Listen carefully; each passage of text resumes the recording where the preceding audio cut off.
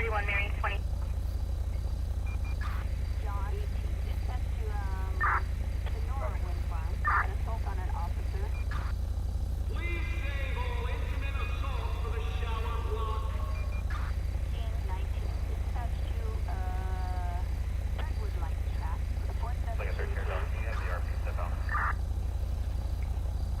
Angelic to CP.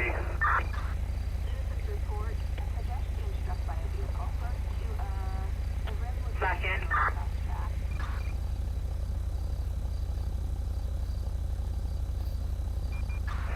Angelic to CP. Go ahead. Yo, SWAT with King 1 doing a article search at the mobile on Carson and Madrona. Templar conducting article search at the on Madrona.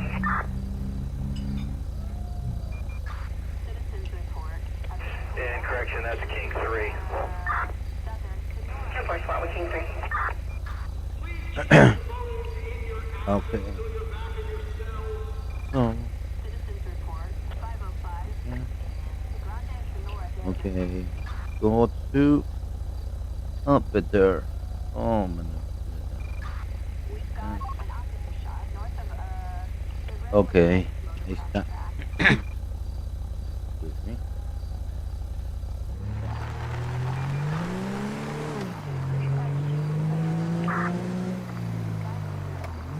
I think I went out with 4060 138.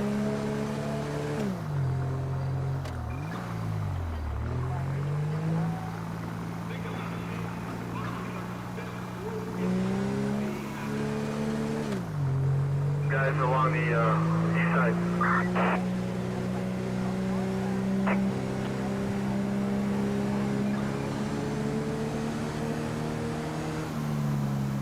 7-1 George 7-0. Adam Frank 7-1 George 7. Yeah, everything's code forward. It's gonna go down. I think we're very close to 40.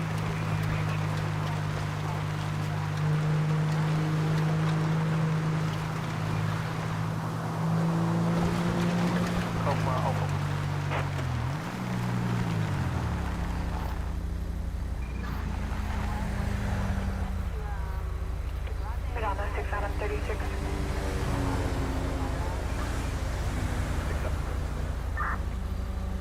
6 out of 36, 911 is CBS, 2115 RT, 2115 for Tisha, to regarding a prescription.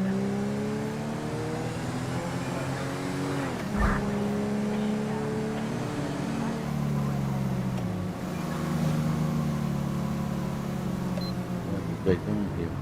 All the time. He's all the time here.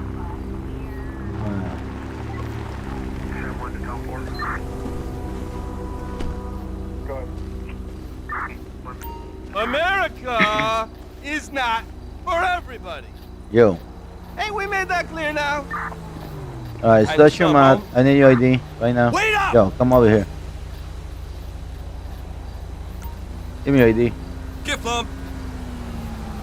How many times? Thanks. Bro? How many times I came here and I told you, don't come back again, and you come in again?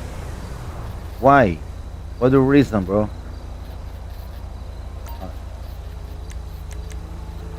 You got anything, yo? Go around.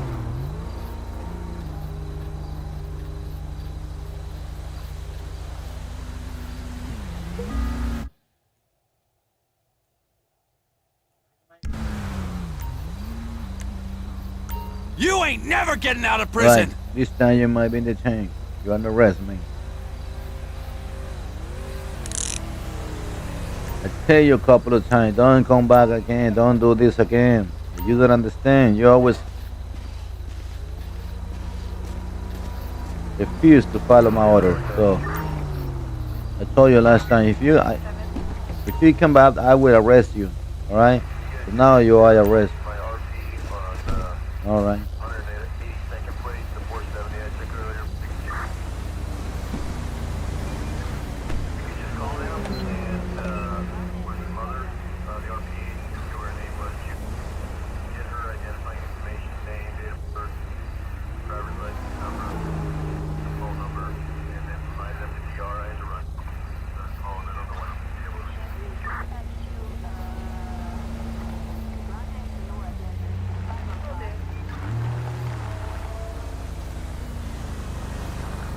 Alright.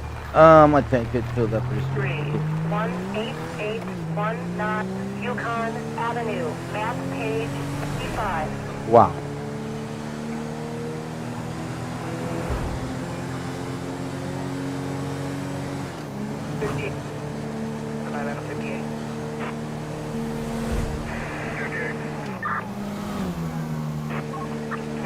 Check on up before this occurred at Arco, 4925 Park Boulevard, approximately Well, dude, what are you doing? Come on. 44 Next time I'm gonna stop, okay? Black female transient, Ah, red and white beanie, long trench coat.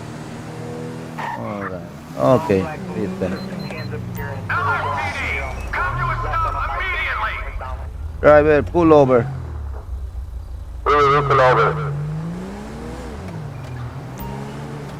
Background, location, 290 address. Stop. Arco, 4925 Torrance Boulevard. Alright, man. City cop, city yard. Holy crap. Okay. Yo. What are you doing, bro? Why you cross a line over there and then make a left turn? You got no right to do that. Okay, so I need you to shoot that engine first. Alright. I need the whole documentation. Get plumb. Looked over, subject to not You know that. Alright. Appreciate it. I'll be right back.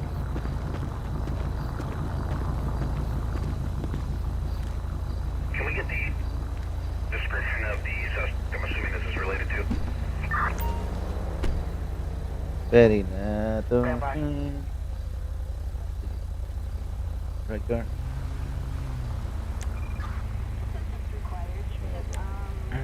Martin Crab. Oh, this is the guy. Alright, take a patient, bro. I got another customer here, so. Alright, you got nine. Someone to put that ticket for this guy. 4. Broken line change. Broken pricing. Broken turn. 1046 Lincoln 24. There we go. Alright. Very nice. Alright, man. I'm gonna give you a ticket for the proper line, okay? This is your documentation and the ticket. Alright, this is all for now. Please drive safe. Right? You're free to go. Let me take it back to my car and you can leave. Alright? Alright.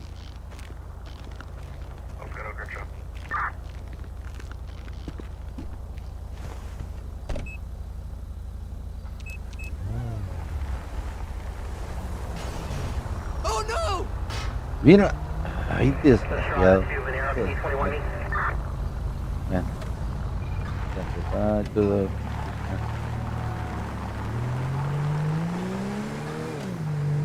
Nick, I don't have cell reception in the basement. I copy.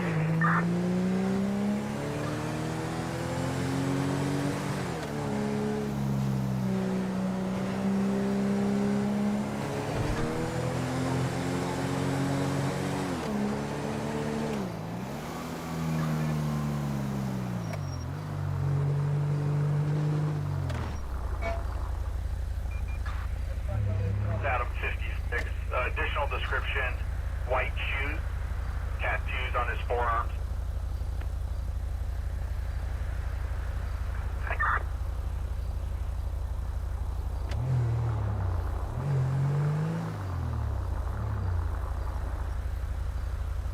Open the gate.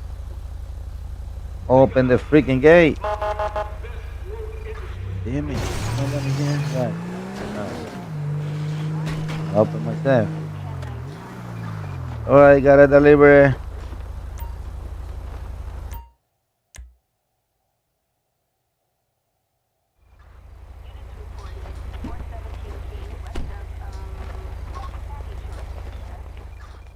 Alright, man. See ya. There we go. Let's go back to roll.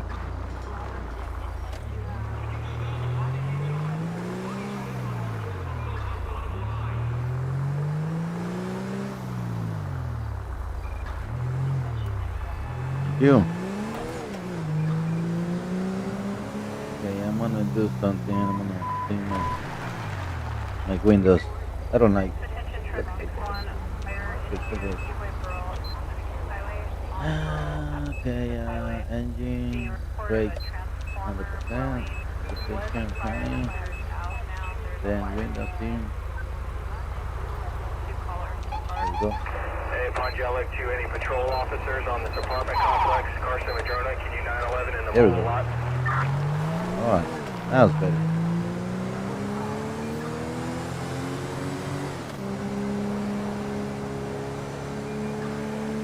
Wow.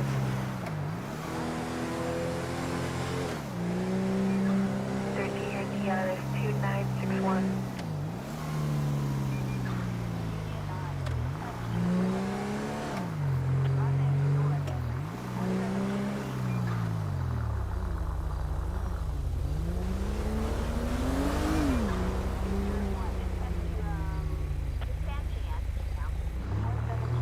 Fire company responding on another issue. There was a transformer that would Alright, I'm gonna go to the Sandy Shore. Lincoln 24. We're going to be breaking down this containment. If you can 911 me at the mobile station, all of the units on the secondary containment, you can break it down, and 911 over at the original command post. 24 copy, we on.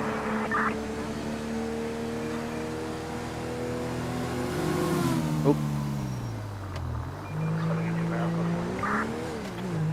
Hard CP.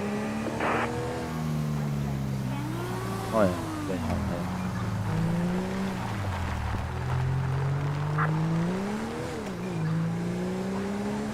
Oh,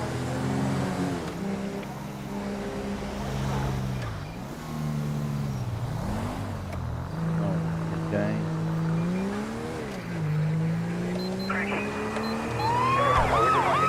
I saw you. Units reporting a possible 148 and Grande Sonora Desert. Bush. Bush, I'm on pursuit right now. I got that car,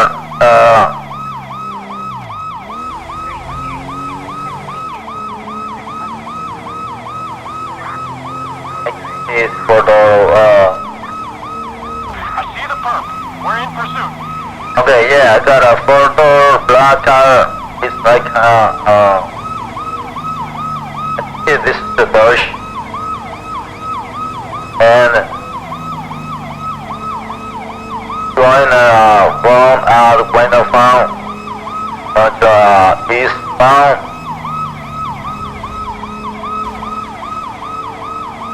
I need backup. Assistance required in non-alternate response. Copy. Officers en route.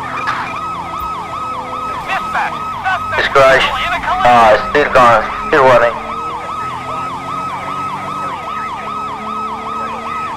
Dispatch. Perp in sight.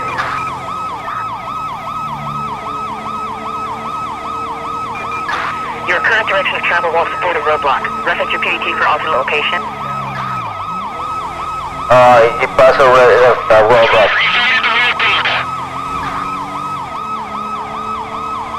Still running.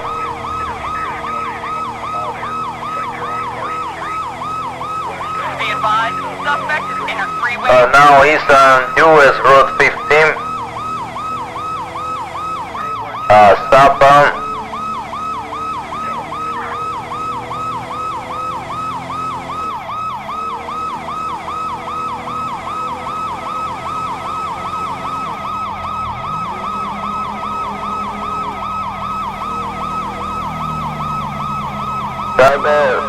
Driver, stay the vehicle right now. Stop the car. This is San Andreas Highway Patrol. Stop the car right now. He's not gonna stop, so.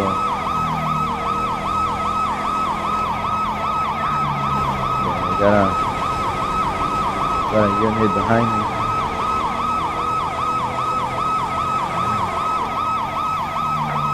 But suspect still running or Route 15, southbound. Into position. We need to stop right now. I am trying to shoot the tire to stop the car. All units be advised, I'm setting up another roadblock ahead of your After position. the roadblock, I'm gonna shoot the tire. Alright, I'm gonna shoot the tire. Pursuit be advised, chase is now condition 2. Dispatch, perfect sight.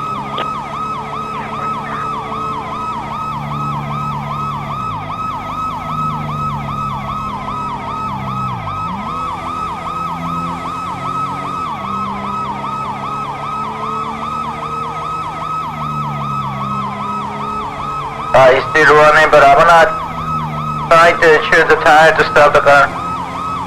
Get everybody stay in position. Alright, shoot the one of the tires. Alright, still running. Alright, he stopped. You're dead. Ready. I was born ready. Put your hands up. Get on the ground, buddy. Get on the ground. Suspect on foot. Get on the ground. Keep it up. Come on. Bro, Police, cooperate with us. stop Hey, whatever the hell you're doing. not running. Get on the ground. Don't move.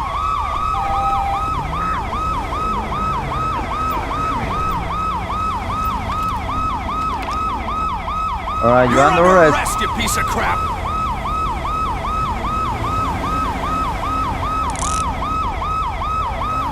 Alright. Dispatch, I got a suspect in custody. I need transportation. I'm here in 15 southbound. Assistance required in La Mesa.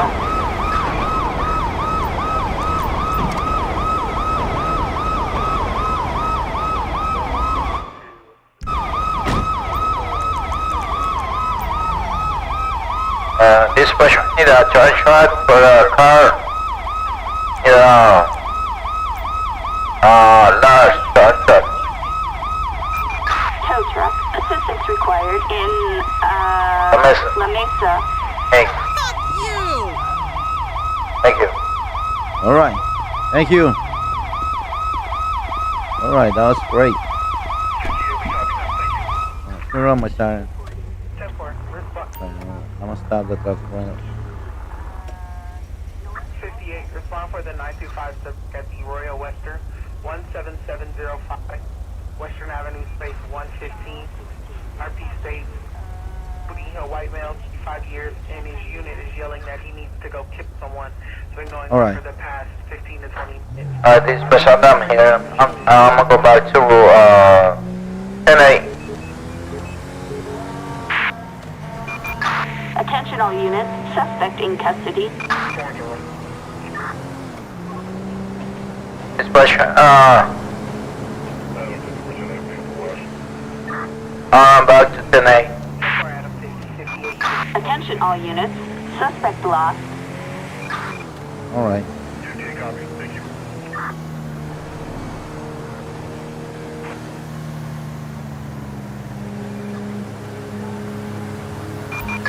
We have in Sandy Shores. I'd be concerned as long-time friend is being abused by his caregivers at the residence. He's subject to Al Peterson, a white male in his 70s. who resides Okay. in the house. Okay, so go for Sandy Shore. So I gotta go back to Sandy Shore. I'm gonna go to who put the run over here. This is crazy. This is dangerous.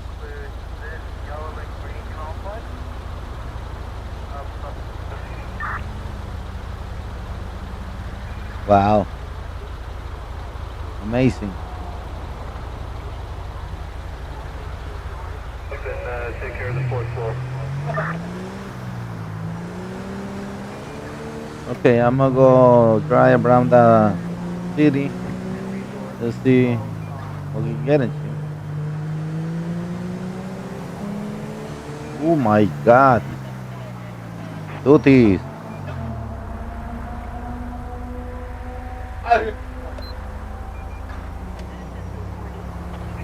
I put the over here.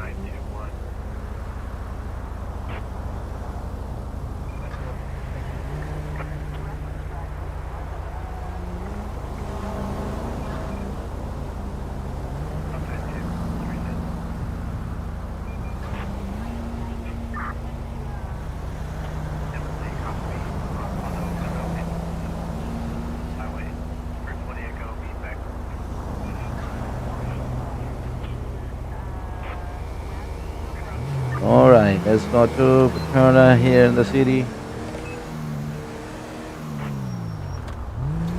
Come on, bro.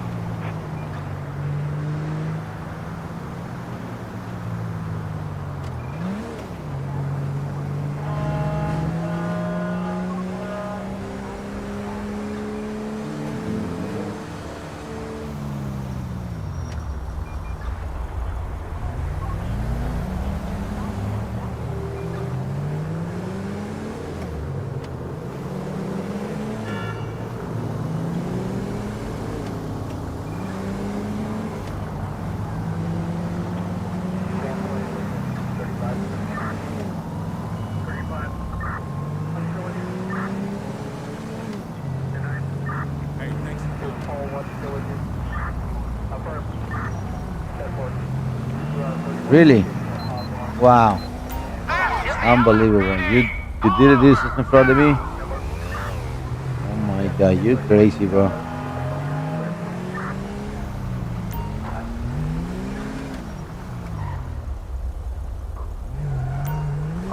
Driver, you're not actually. Come on, move. Let's go for, looking for a safety place. Keep going. Keep going. Keep going, driver.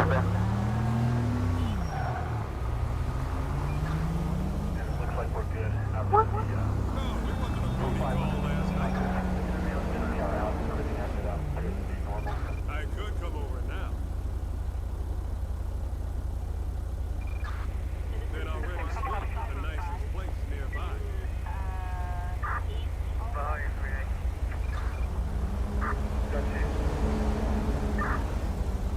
West side of the street, 700. Alright. Driver,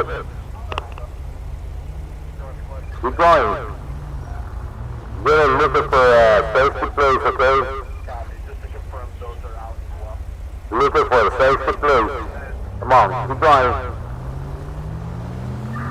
Go to the right. Go to the right side. Right. At the right. At the right.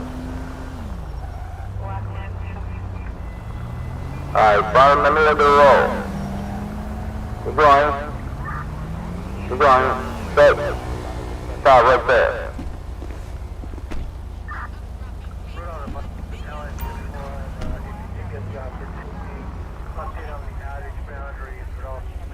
Alright, stay right there. Don't move.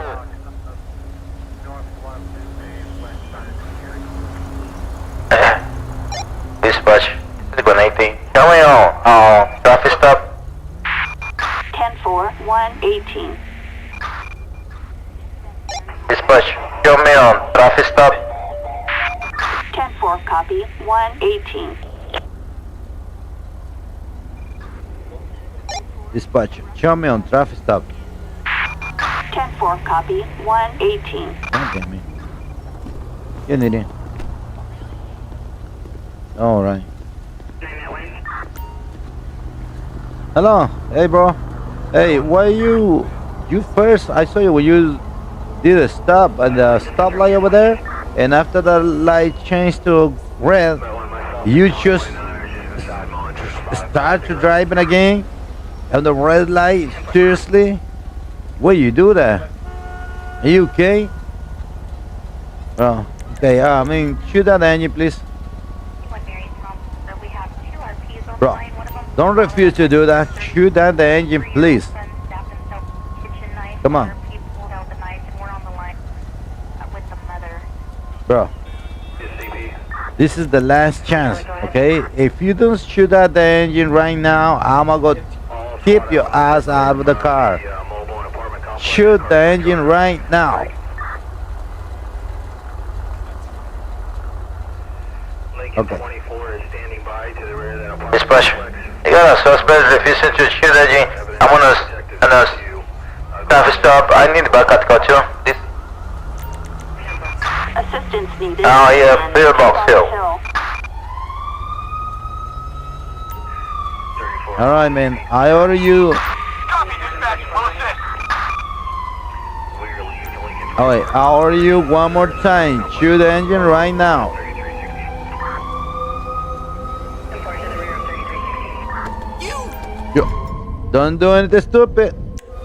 You're so Backup required in Pillbox Hill. Acknowledge. Allo Bravo! Just fire. Just fire. I need backup. Copy that, dispatch. Animals Just fire. Just fire.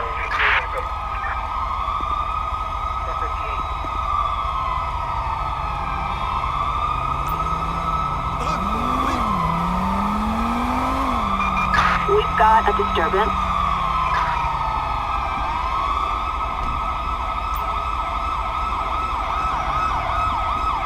Stay with me. Alright, man. I'm okay. Yes. I shoot them because they tried to kill me. Get a knife. That shit is burned into my retinas. Thanks for coming, guys. All right, man. Thank you for coming. Cover. I don't think the They tried to kill me, bro. That's why. Come All right. By the way, Dispatch. Need a. piece of shit. Get that move. I need an ambulance. Ambulance. Assistance required in Pillbox Hill. Bitch. What happened? Alright. Nolia number 10, boyfriend. Well, dispatch. Need a corner unit. By the way. Assistance required in Pillbox Hill. We need to stop our traffic right now. Over here. Dispatch. Stop the traffic. Western. Just stop the traffic right now. But two suspect down. EMS here and corner units on the way. We have in Sandy Shores. Wait up. Damn. Another DOA. Don't worry. Alright, dispatch. I need a charge for the Man. ticket 4 doors. I need a dash flapper truck. Dash flapper truck and Pillbox Hill. Flatbed. Assistance required in Thank you. Pillbox Hill. all right. We've got an SOS call in Pillbox Hill. San Andreas is a freaking death trap.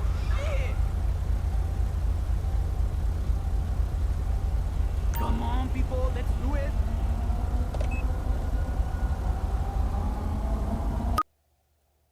God Respond code 3. damn.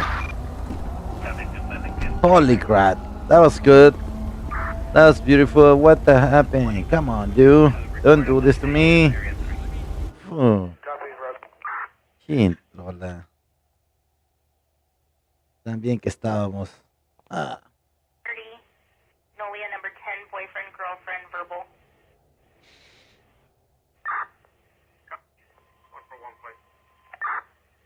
Orange 2 Motor 12.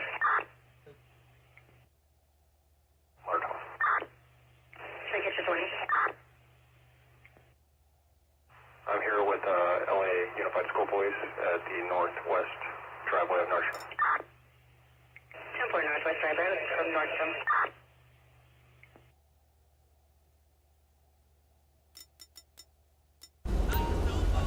Alright, I'm back again. Jeez. I'm gonna use the fucking CSP. There we go. Hold on. I'm gonna put my weapon behind Here's the team. More investigation. Let's go.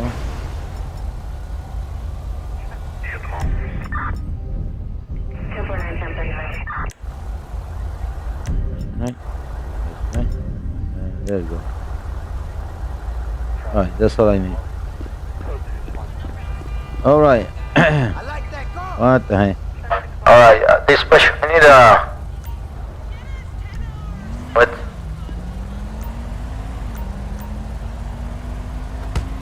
What? Hold up! Wait up! Oh, this... Uh...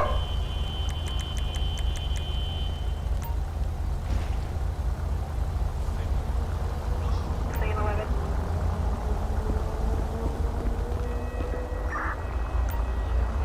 Alright, dispatch, I need a connect to suspect them here, now, vehicles kill. In, Pillbox Hill.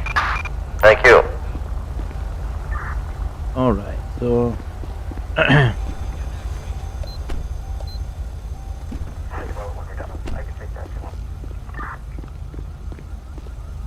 Six Robert 1, 10-4, 6 Lincoln 11, 1022.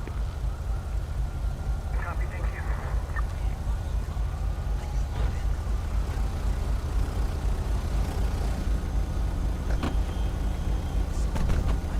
We're unattended any weapons above, nothing to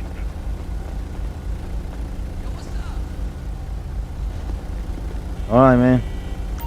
Thanks for coming. Copy, fire, third energy.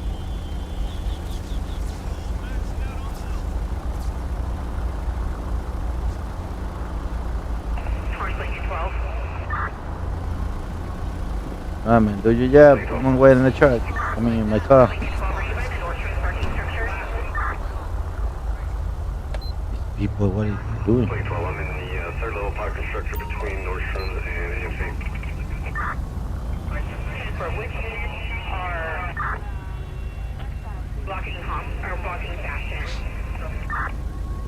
in that parking structure? Lincoln 12 at Amy and Fashion, we have 2 Hawthorne units. Temple.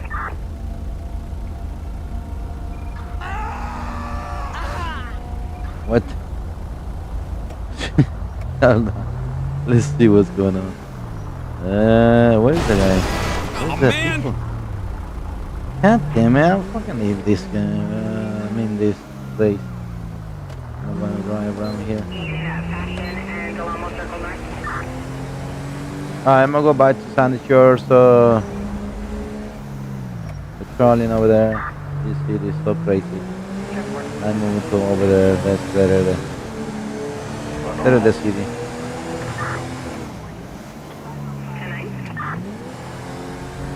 This ain't happening. It's not happening. Why are you crying? Ooh, let's go. Let's go, man. Come on, people, out of the way. Okay, I think I'm gonna go to take the exit over here. I'm not sure if it's, And I'm gonna go for the highway.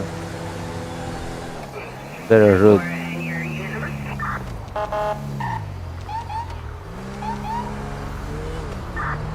Come on, bro, out of the way. Lincoln 2 David. 10-4, Hawthorne, 3 Lincoln 2 David.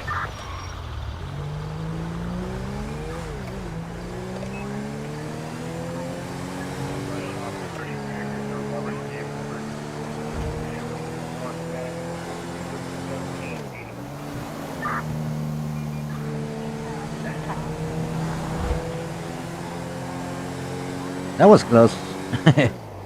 But the thing is, I'm a professional driver, that's why. Don't worry. Yes, see?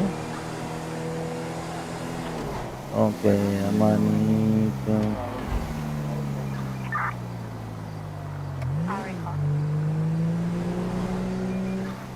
I'm gonna go ahead and stop over here. Sure, it's a code 4 here. I'm route this back down 4. We've got 480 west. Okay, I'm gonna go ahead and put my radar on. Speed radar on. There we go. This area is for not sure. 60. It's 60. 60, fine. Check on the 925 subject on the west side, on Carson Street. The subject was described as a black male, thin build, Oh, look at short that hair, car, look blue amazing. tan jacket, blue jeans. Yes, let's go ahead to have contact with this one. Northbound on the west side of the street.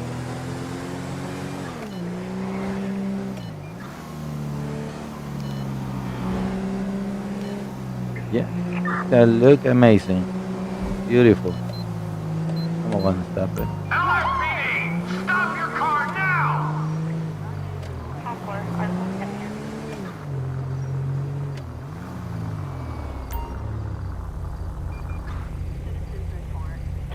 Alright, drive that through. Side the road. That's to the right. Side the highway, please. Alright, start with that. Engine 92, Stop. rescue 94, shortness of path 25535 Hawthorne Boulevard, Sunrise, vehicle living 4th floor, map page 191.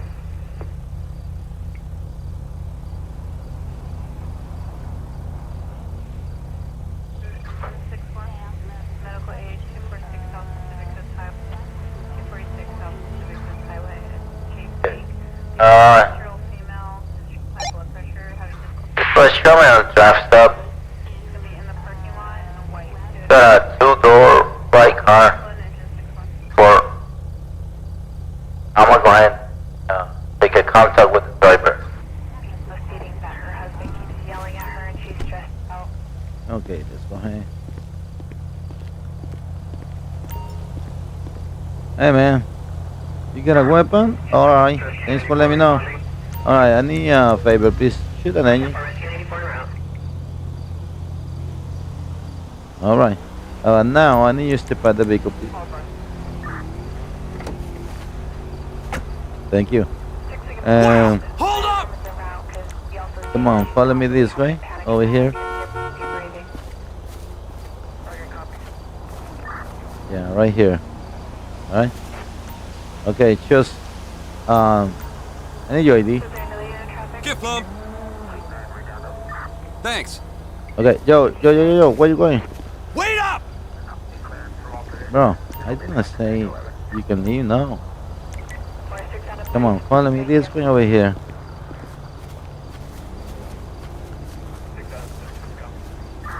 Come over here. Right here.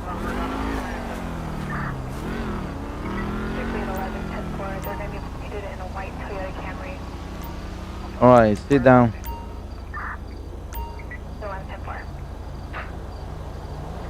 Dispatch, I need a backup call too. Assistance required in I go here.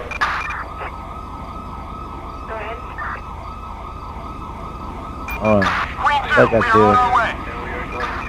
It's on the way. We gotta go right here. There we go.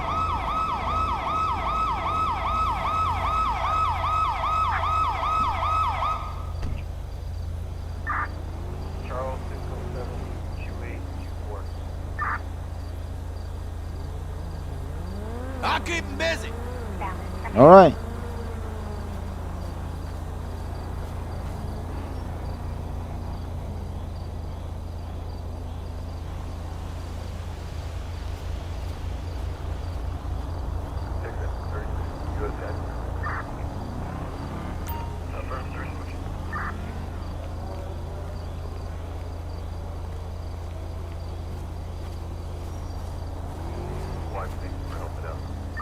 Alright, just stay with him.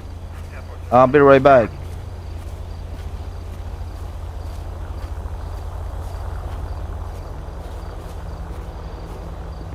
Alright, let's go ahead and search the vehicle.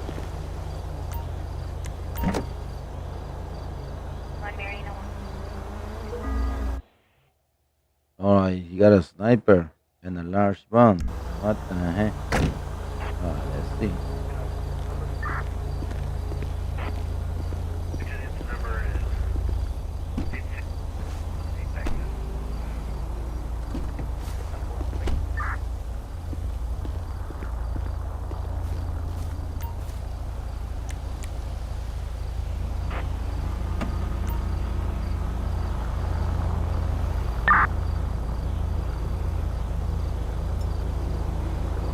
Alright, rifle stalling. There we go. Okay, we go and check the trigger.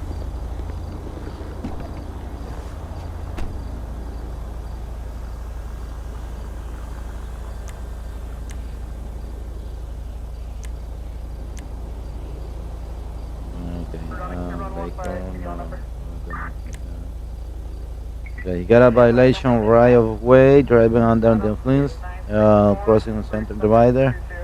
Alright, you got a really big record. Okay, let's go ahead and check the vehicle.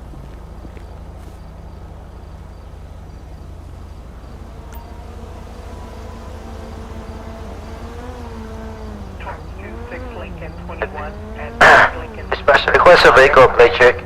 65. 21 This vehicle, 65, Francisco George, Zebra 986. 65 Frank George Zebra 986. Target is 10-4. Thank you. Alright, oh, by the way, Dispatch, I need a charge shot. Because 4 car, 2 doors.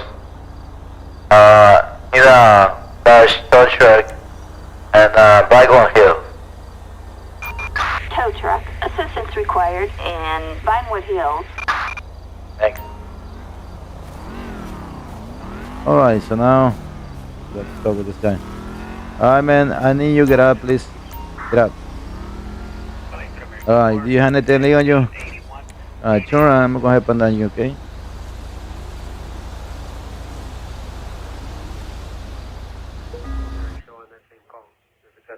Alright, you got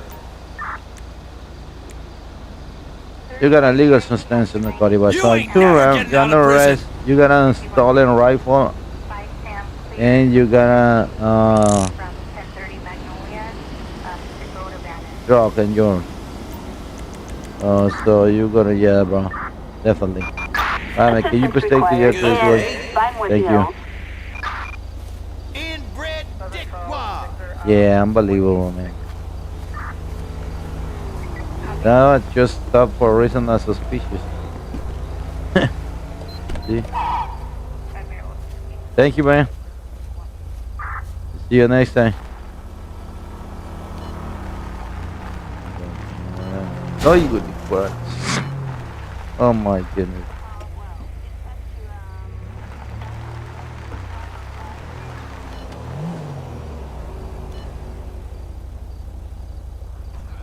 Amazing.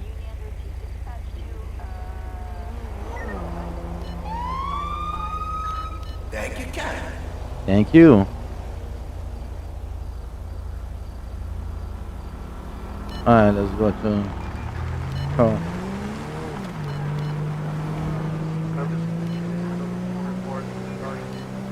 Sometimes we got something in your hand.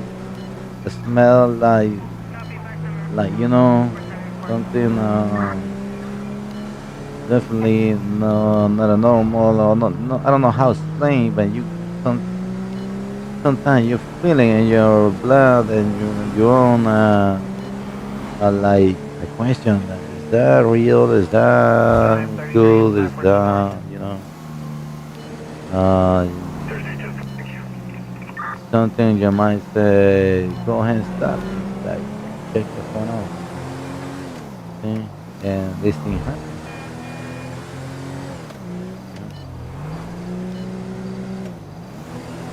I'm gonna go check in, I'm gonna go patrol over here. Okay, this guy don't have a helmet on. Okay, we got a customer.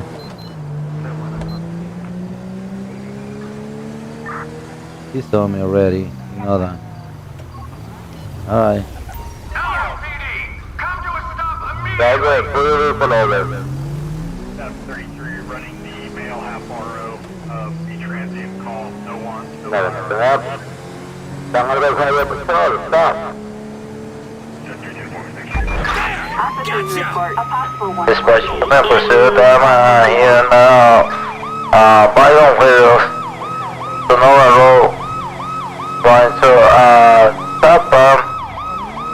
a motorcycle. The guy is with a helmet.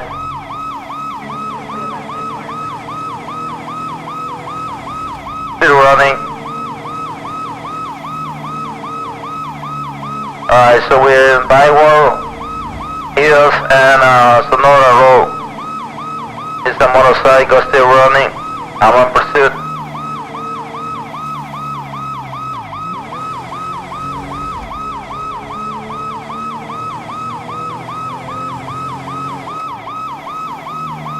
Alright, so the guy is still running at Musona City. I need backup. Attention all units. Assistance required in Vinewood Hills. Respond code 3. Dispatch, we have the suspect in sight. Alright, it's crashed. We're completely surrounded. Suspect just broke up with him. ERP now about 10 minutes ago. Bro, don't run me. Oh shit, ano ganito? Stop right there.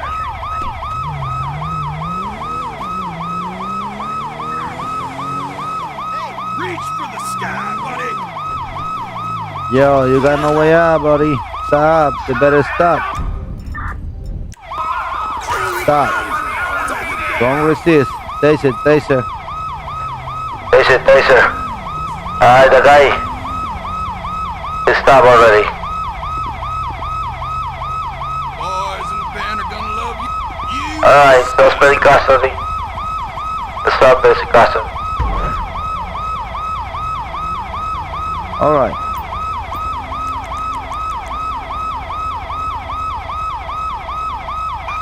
Assistance required in Howard. There you go. Stay with him.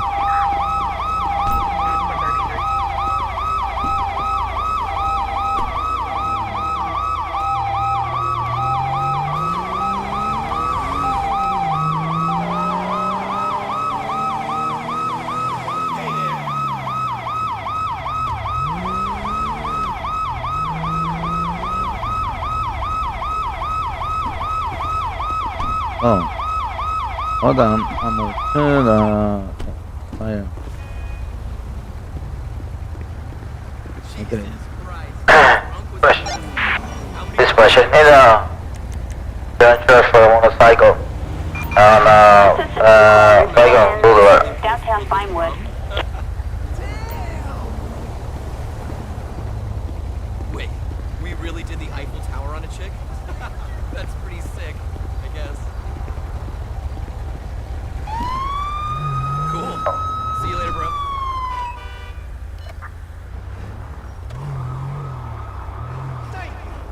Gonna be a black Kia Sportage with Carmack paper plates, currently on both highway and Grand, pending light. It's Chris.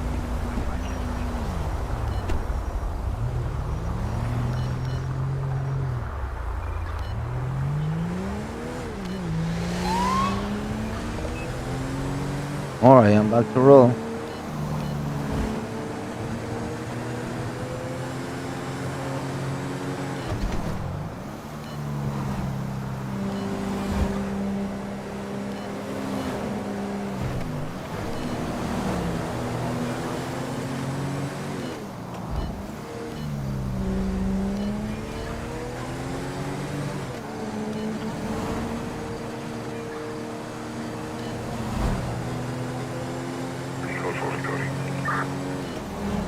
We're coming from forward coding.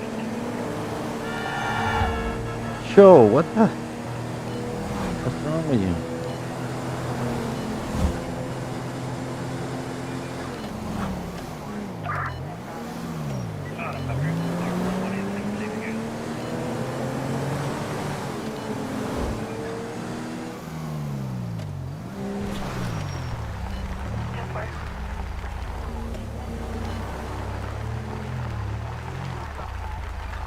Eh.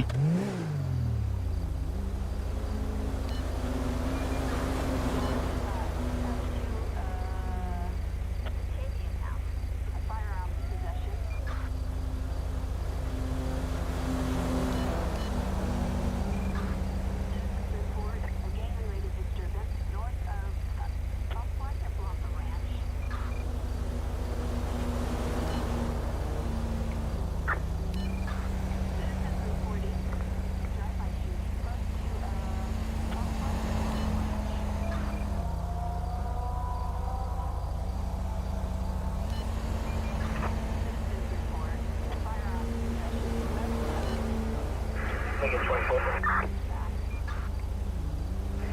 911 in front of the Miak.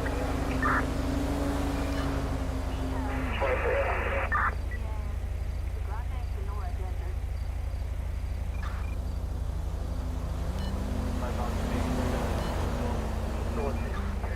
Isolator, however, truck 61 in parking will remain on scene until it tells us otherwise for safety.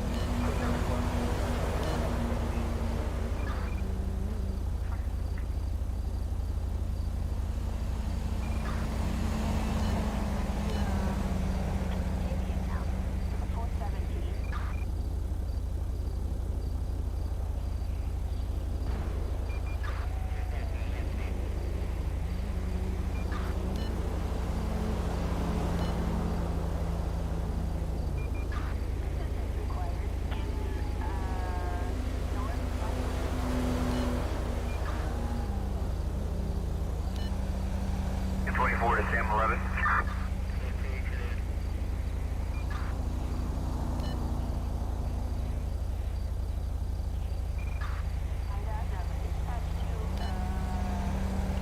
I 21 on call for this location.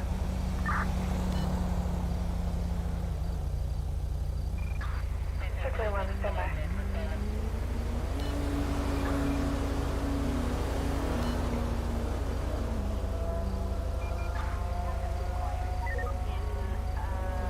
All right, let's go.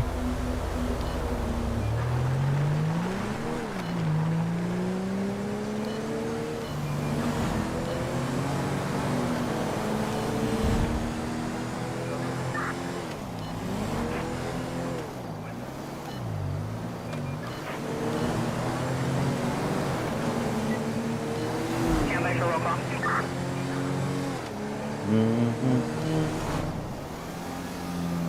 Up on the low. Well, oh, okay. Would you like to 21 in? Another motorcycle with a helmet. Okay, that's good. One more time.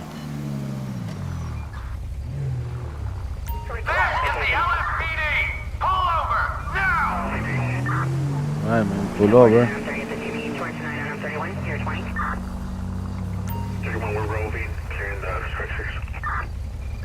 10-4 roving on structures, 29 on 33. All right. 29 on 34, what is your 20? They're 3316 Carson. No, I'm not canceling anything. 10-4 What rear, the fuck? 3316 Carson. Jesus. Pull over, buddy.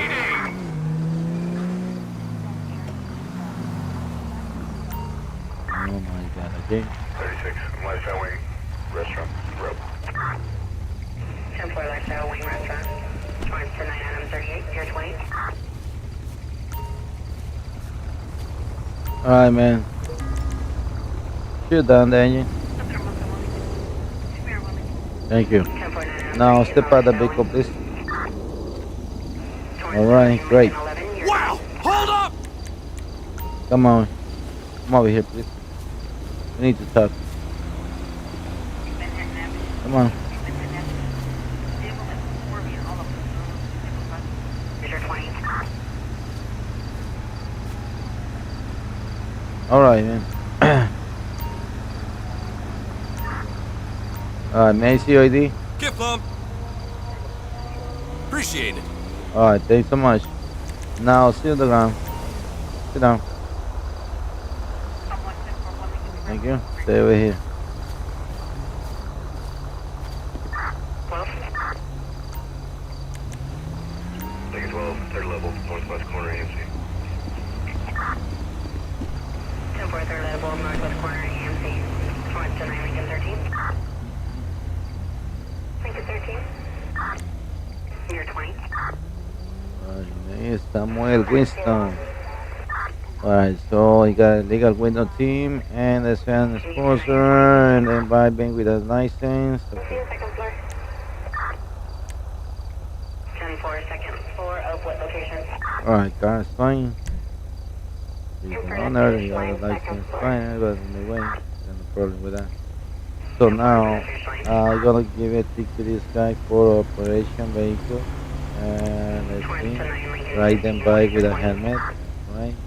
That is the reason I stopped him. Now I got bad news for him.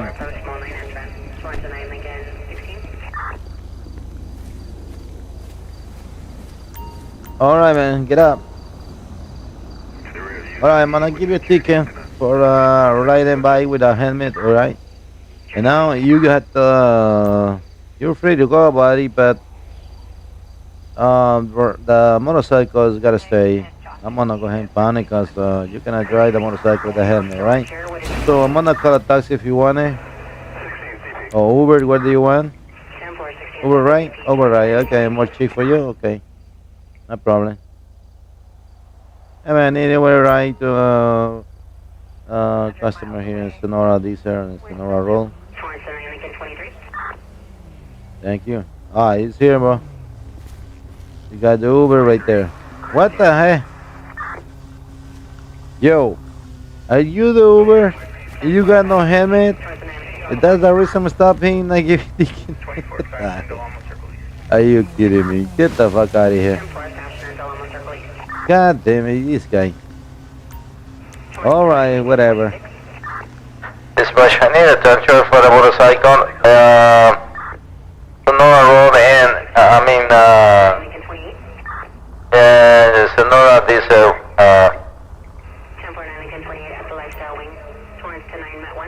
7 small, pickup truck.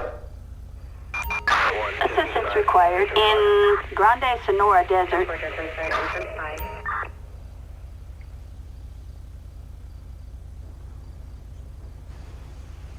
Thank you. Oh, it's on the way. Oh, right here. Yes, here. 9J1 out at the lifestyle wing. There we go. Thank you. Alright, that was great. Alright, let me get the vehicle over here. And let's get continue patrolling. Okay, something's there over here. What happened? Let's see what's going on. Okay, I got a person over there. I see that.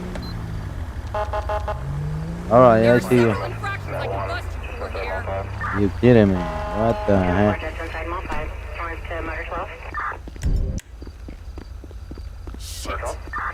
Wait up! Alright, man. Don't worry, I take care of this. Please move Oh, to no. the side of the road.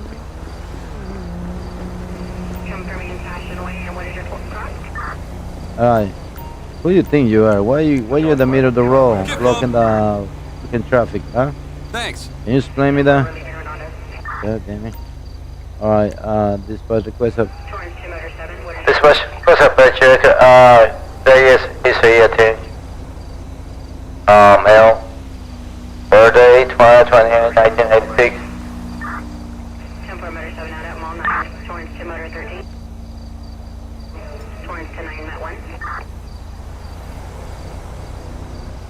That one, just inside, entrance 5. Alright, man. Do you have anything on you? Turn around.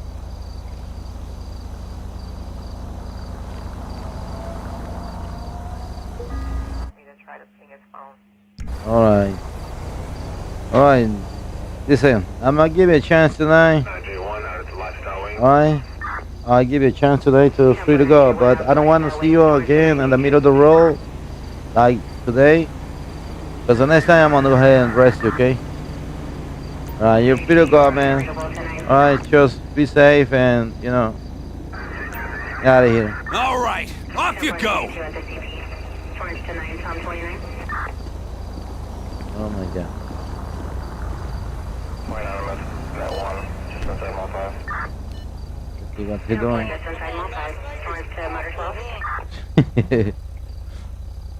Order 12. What is your 20? Alright, so we still... Like, Come for me in Fashion Way, and what is your cross? The northwest driveway of Northshore. Temporarily leaving Redondo. 2 motor 7, what is your 20?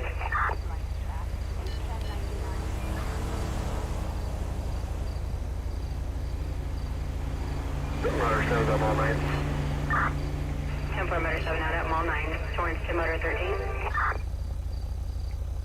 Motor 13, lifestyle wing. 10-4 motor 13 out at the lifestyle wing. Torrance to 941, what is your 20? 941, I'm at Amy, just south of, north of Fashion Way. 10-4 Amy north of Fashion, Torrance to 942. All 2 Carson and Delano Circle East. 10-4 Carson and Delamo Circle East, Torrance to 944.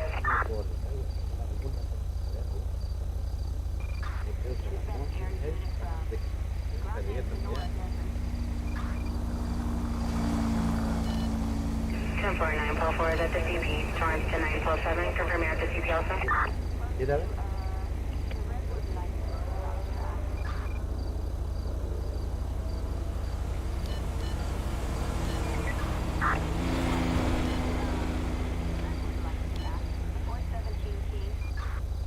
Confirming you're at the CP.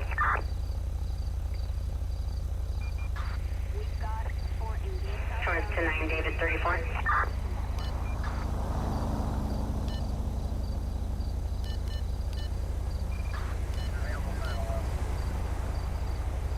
CP.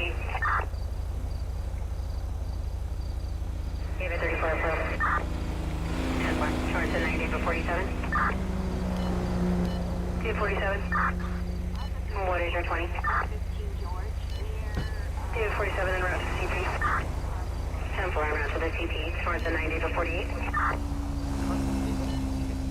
David 48 inside the mall, north entrance near Express and Lifestyle Wing entrance. 10-4 north entrance near Express and Lifestyle Wing. 9 Victor 80.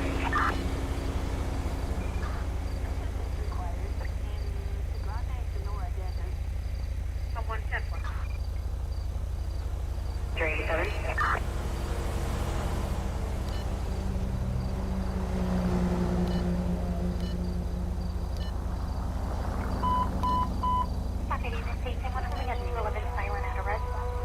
Hold at 16321 Newham. Towards the 9 Charles 37.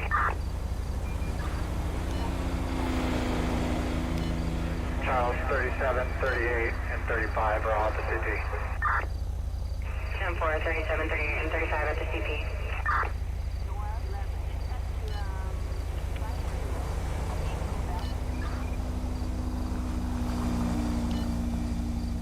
Don't need help clear. Torrance K9 Sam 35, what is your 20? Sam 35, CP. 10-4, 9 Sam 35 out of the CP.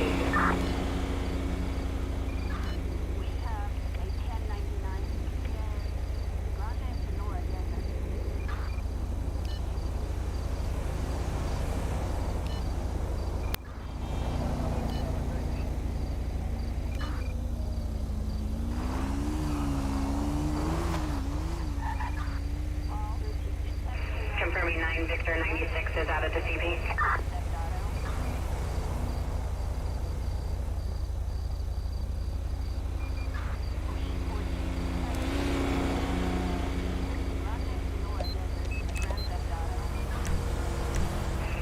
Victor 85, confirming you're at the CP.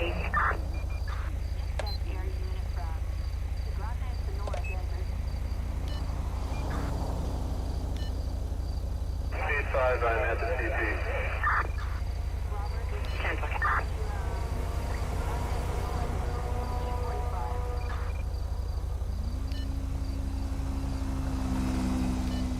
All complete.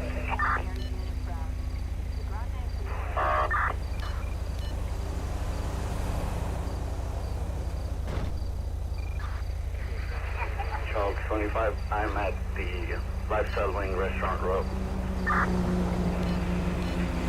10-4, Charles 25.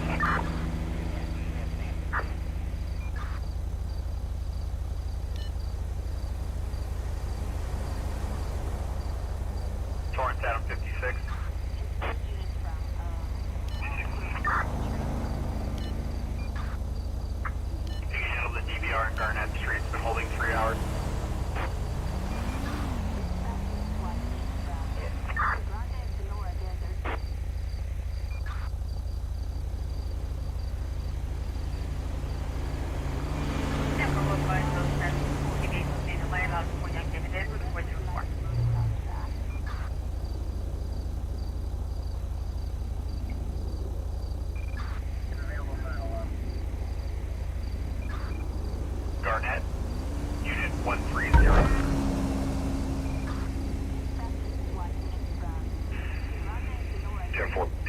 still on scene?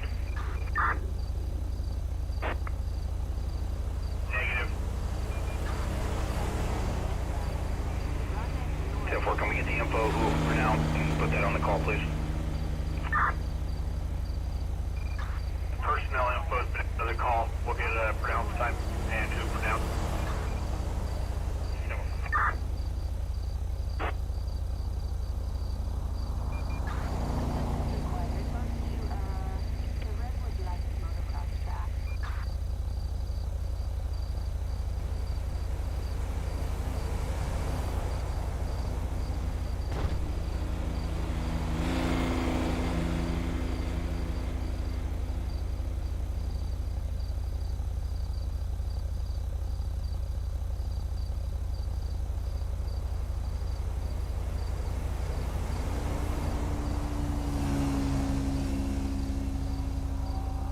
You can't hide, boy!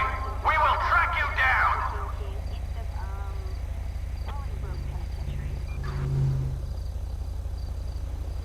One copy.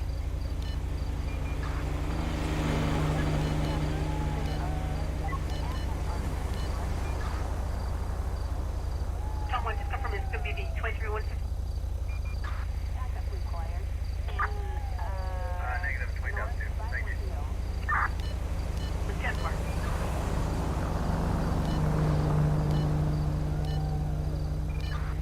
Sam 16. Dispatch to, Nora Wood Farm. An assault on a civilian. Before turn on to Roseman. Assistance required.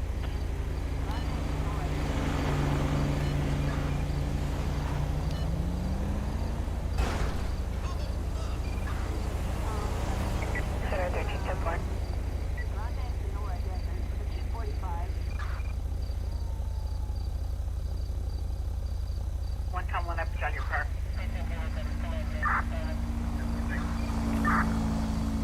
Copy. Near, the Redwood Lights motocross track.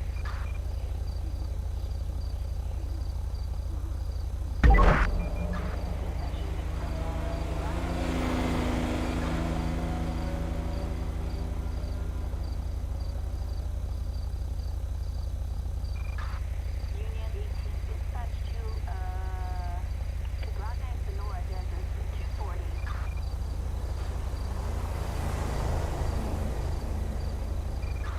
Assistance required. That's, Iran alternate. 10-4, Adam 50.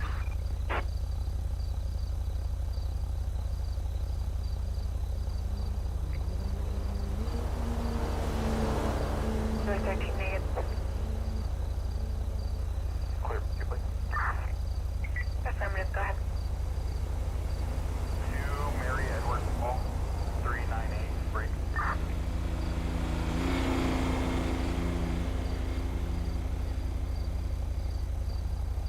6 Edward 13, Redondo back to second, plate 7 X-ray, Nora John, 569. The owner of the Ford Focus ending in 569, thinks there may be a TC, it looks like maybe the other car rolled in her rear bumper. So, make that unit to 911. 6 Edward. We will find you, scumbag! 13. I'm gonna hunt you down! 6 and 13. Respond to Belmont in interest 13 for possibly a 902. Dispatch required. Grande and Sonora Desert.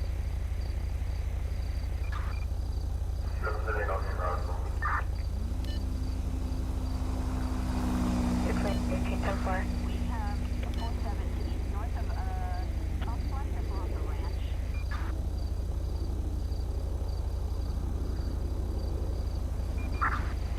You're following.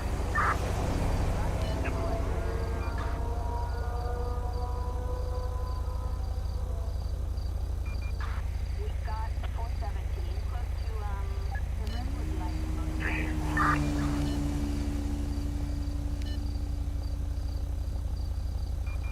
Clear to copy of 1 The Grande and Sonora Desert. Wait at 21 on the radio.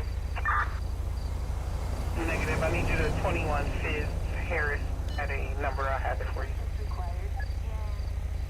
Jim, go ahead. 310-908-9326.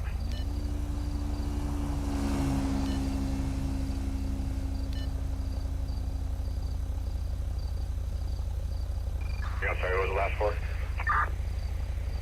9326.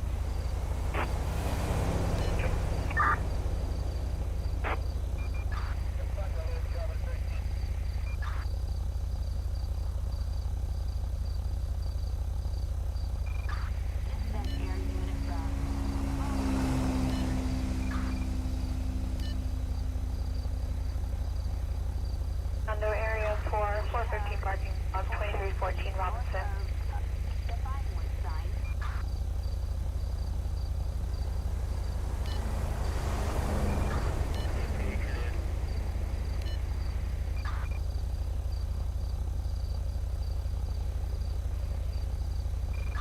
Backup required in northern Sonora wind farm.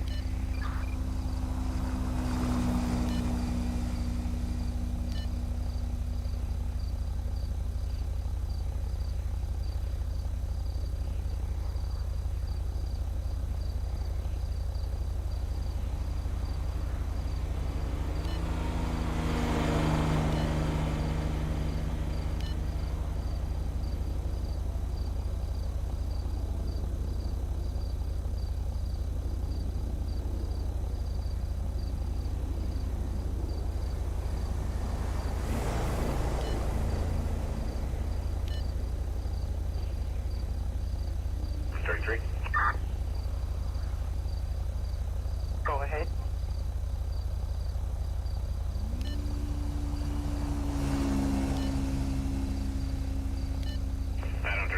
We'll be clear. No report. And show us back en route to Mall. To 911 with forensics. Follow up. 803. Report. Citizens reporting. 470. Yours. Adam 50 to DR's 24625.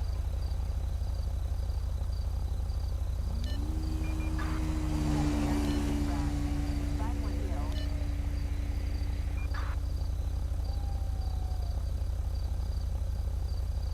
X-ray 22. Dispatch to Vinewood Hills with a car on fire.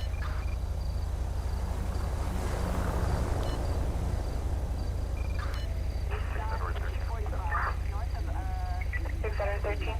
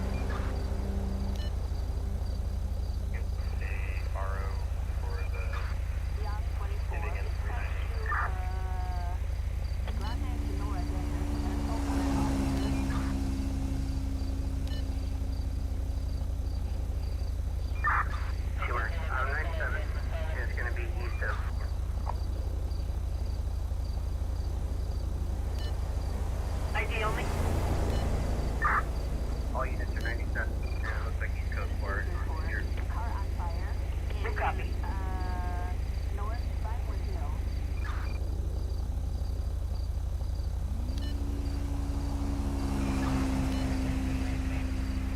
Engine 97. Rescue 91. Seizure 22520 Maple Avenue. Unit 8A. Roywood Convalescent. Up page 150.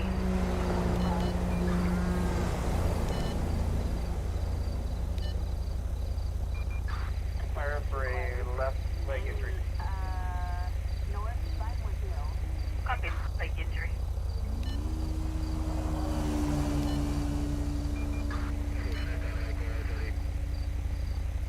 If we stay by 10 fucking 8. Lever down to 10-8, Charlie. Stay left 10 fire.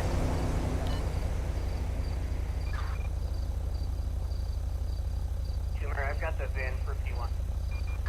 We step by just one up, get fire started. Close to, Bolingbroke Penitentiary.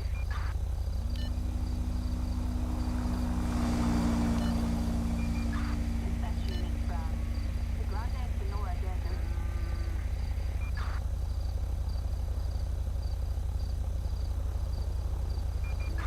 Adam 4, dispatch to, Vinewood Hills. An officer struck by a vehicle.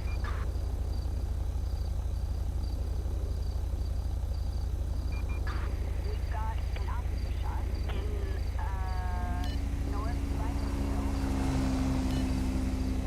Mary, what's your business? William, David, Charles, George, 4. Edward, Boy, 2. King, Union, 05281. 10 fire. Copy. William, Charles, Tom, George 4. Ed, Boy, 2. King, Union 005281. And fire was notified to respond to the clear hold it up for mail to leg injury. Barry 912 for Georgia DL. It's going to be for the recording.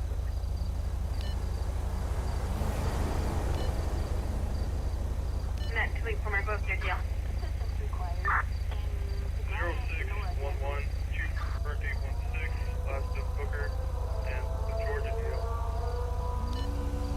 10 fire. You copy. Dispatch air unit from the Grande Sonora Desert.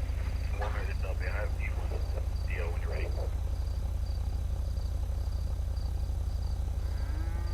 Code 1 deal. Dispatch unit from the Grande Sonora Desert.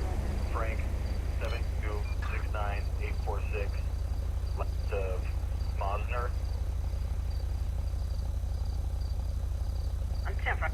Frank 726 8946.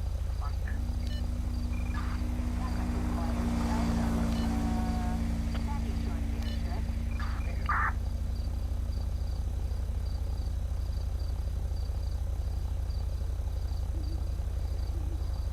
Here you go. Boy, dispatch to, Sonora Desert. Speeding vehicle. 6 out of 31, 10 fire. Citizens report 415 south of, Stonington Network.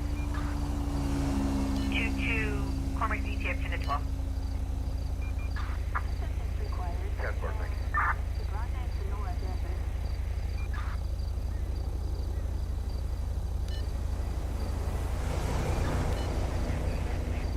E1019. 1046 Lincoln 21. Dispatch air unit from Sonora Wind Farm.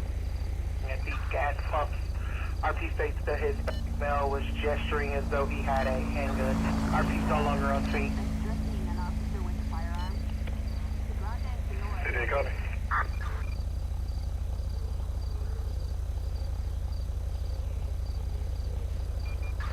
Charles, dispatch to, 417 King.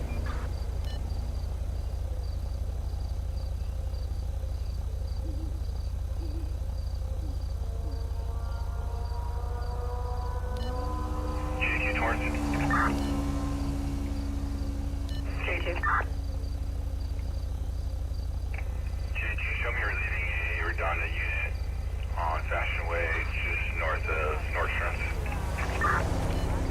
North Waitress north of Nordstrom.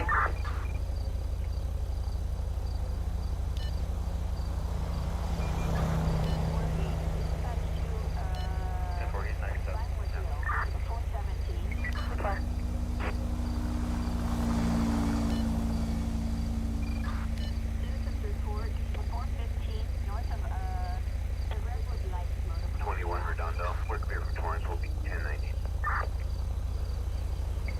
21 till 4.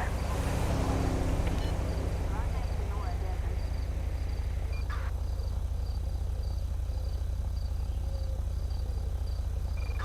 Dispatch units from Redwood Lights traffic.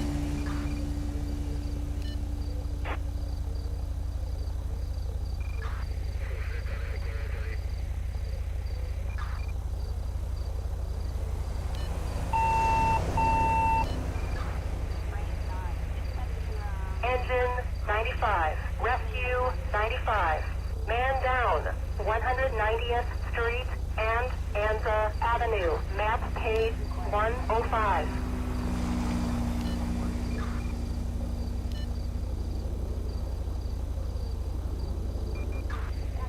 Redondo.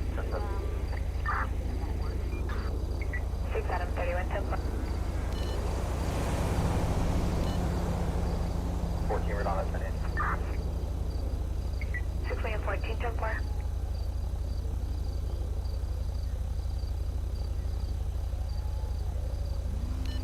Nothing to about Adam 5 where you can definitely. The music is no longer a problem. Primary copy, we're 10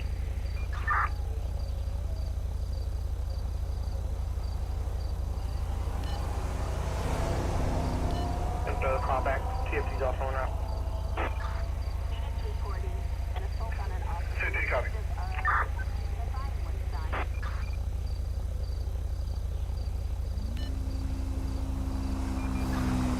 Required in North Vinewood Hill.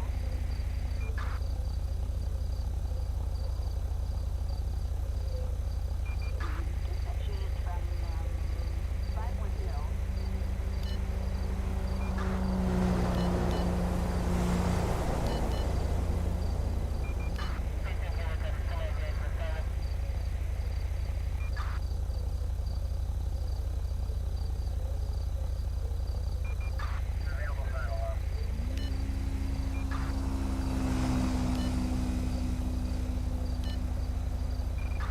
Backup required.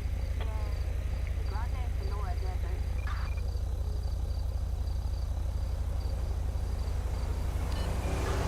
We've got 240 west of Bolingbroke Penitentiary. Torrance from Engine 95. Do you have an exact location? Dispatch to Engine 95, that's negative. The subject stated that they were near.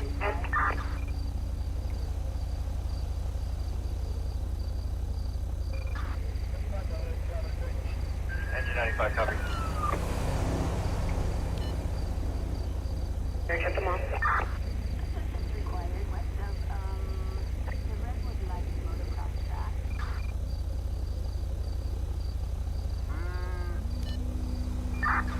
Tom Ford here. Vinewood Hill. 2958. 58.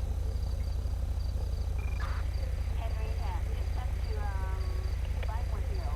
An officer set on fire.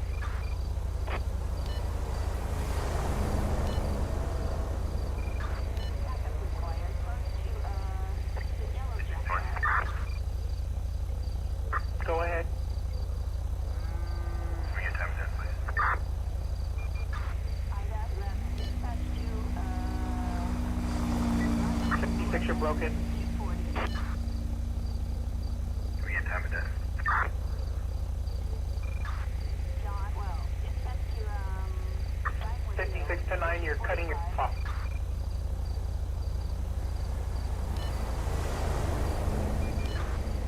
Booker, he had a valid 17. EL Grande Sonora Desert. from Georgia. Whoever the 1035 Mary one time, I was counting, says,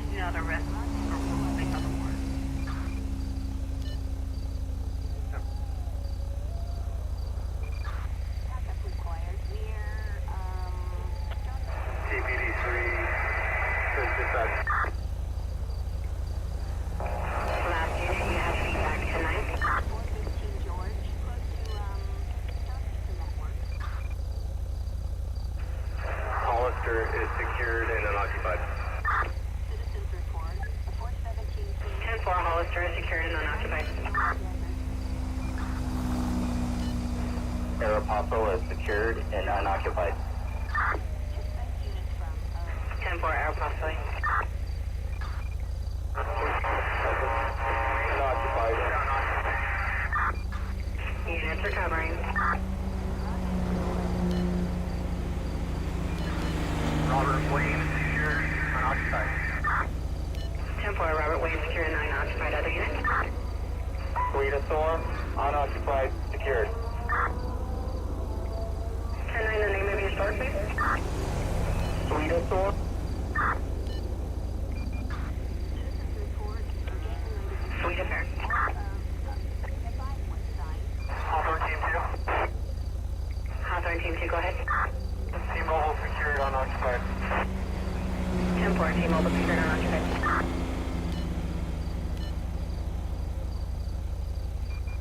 Dispatch units from, Grande Sonora Desert.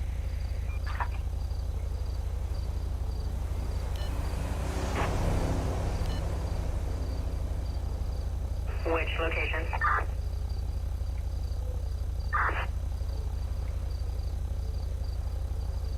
If you're attempting to transmit, nothing's coming through.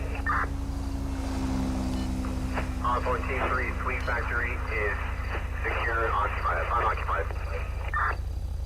10-4, Sweet Factory secured and unoccupied. Central secured, unoccupied. Units recovering. Unit at the unoccupied location. 10-9, your unit number and location. Billabong secured, unoccupied. 10-4, Billabong secured and unoccupied. Other unit? Also got no Team 1, Kevin Jewelers, secure, unoccupied. 10-4, Kevin Jewelers secured and unoccupied. Wetzel's Pretzels, Hawthorne Team 3, unsecure, unoccupied. 10-4, Wetzel Pretzel unsecured and unoccupied. Hawthorne Team 2. 245. Hawthorne Team 2. Tenora, secured, unoccupied. Pandora secured and unoccupied. Also got no Team 2. Also gonna Team 2, go ahead. RSQ, unoccupied, secured. Sonora Desert. A civilian on 10-4, RXQ secured and unoccupied. DVD4, garage in Oakley. threatening an active Units recovering. Unit out at Oakley. Southwest of Bronco Ranch. DVD4, Oakley clear and 100% pure, locked and secured. Which location?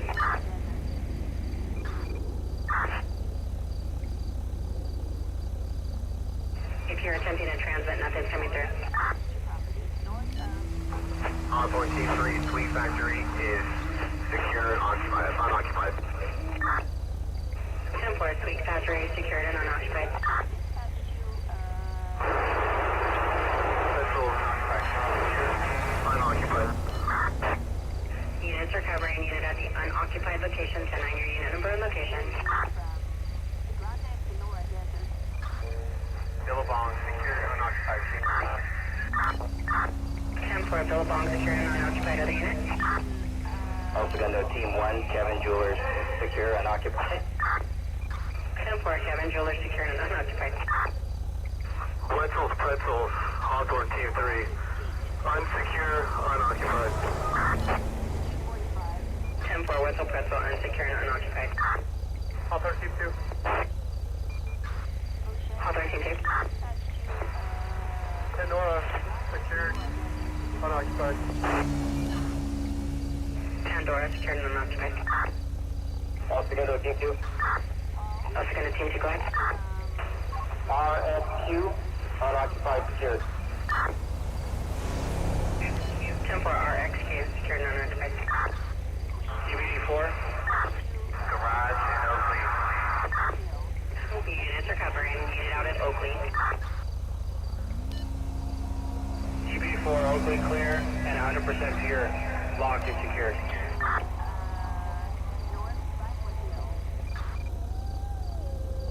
Torrance Team 2, garage. Locked and secured, unoccupied. 10-4, garage secured and unoccupied. Torrance 1, Disney secured, unoccupied. Location, please, tonight. Disney. 10-4, Disney secured and unoccupied. Alpha Gunner 1, lids secured, unoccupied. Alpha Gunner 1, you were partially broken. Your location only. Lids. 10-4, lids unsecured and correction, secured and unoccupied. Alpha Gunner 2, K Jewelers, unoccupied, secured. 10-4, K Jewelers, unoccupied, secured. Hawthorne Team 1. Hawthorne Team 1. The Walking Company, secured, unoccupied. 10-4, the walking company is secured and unoccupied. What? Go ahead. Oil and vinegar, unsecured, unoccupied. 10-4, oil and vinegar, secured and unoccupied. Label, unsecured and unoccupied. Location only.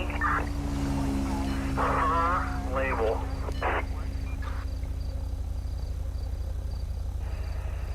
10-9, all I'm copying is label. Frank, Edward, Robert, Edward, Robert. 10-4, Ferrera, label. CPD3. Go ahead. Occupied. Alpha Gunner T2, Iris is unoccupied, secured.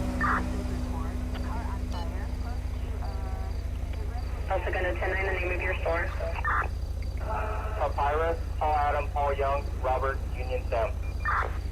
10-4, Papyrus. CPD3.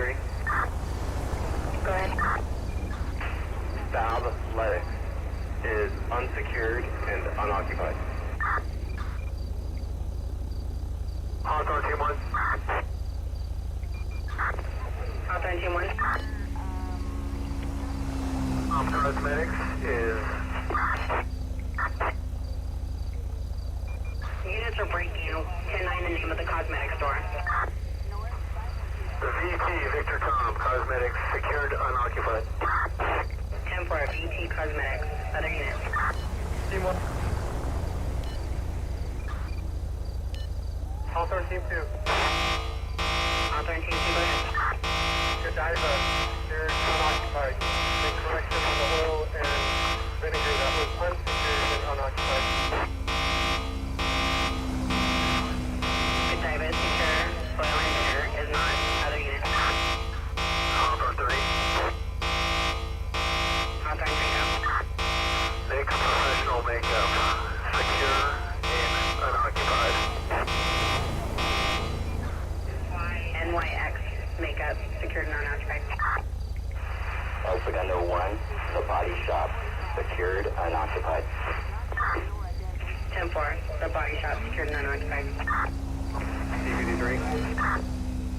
Go ahead. H&M, secured, unoccupied. 10-4, H&M, secured and unoccupied. Alpha Gunner 1, AP in the pod, unsecured, unoccupied. 10-4, AP in a pod, unsecured. Hawthorne Team 1. Hawthorne Team 1, go ahead. Tokyo Japanese Lifestyle, secured, unoccupied.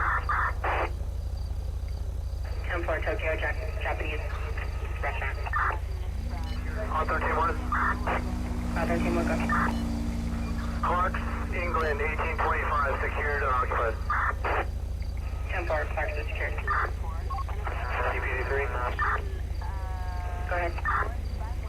Banana Republic, secured, unoccupied. 10-4, Banana Republic, secured and unoccupied. Torrance 4. Torrance 4, go ahead.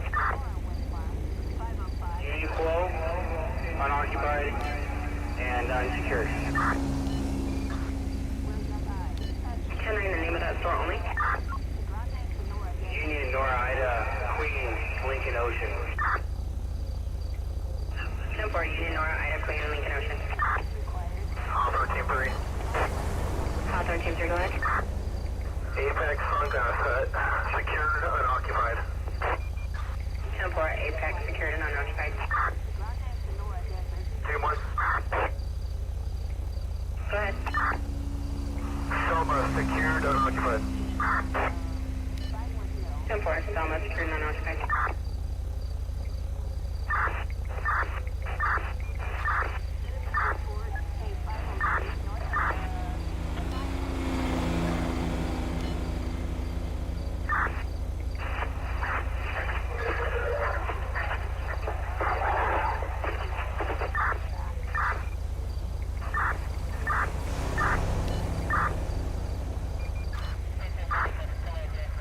Unit attempting to transmit, you are not coming through.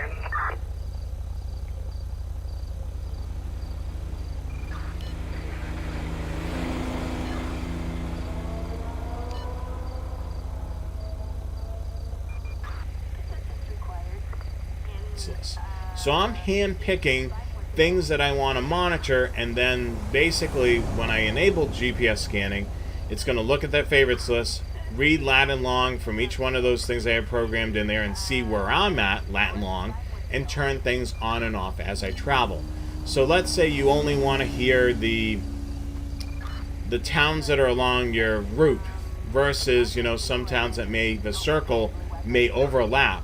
You'll just hear those towns along the route. The other thing, too, that somebody asked about using the Butel software, you can kind of customize that lat and long and radiuses for programming as well with that particular software. A lot easier than you can in the Sentinel software.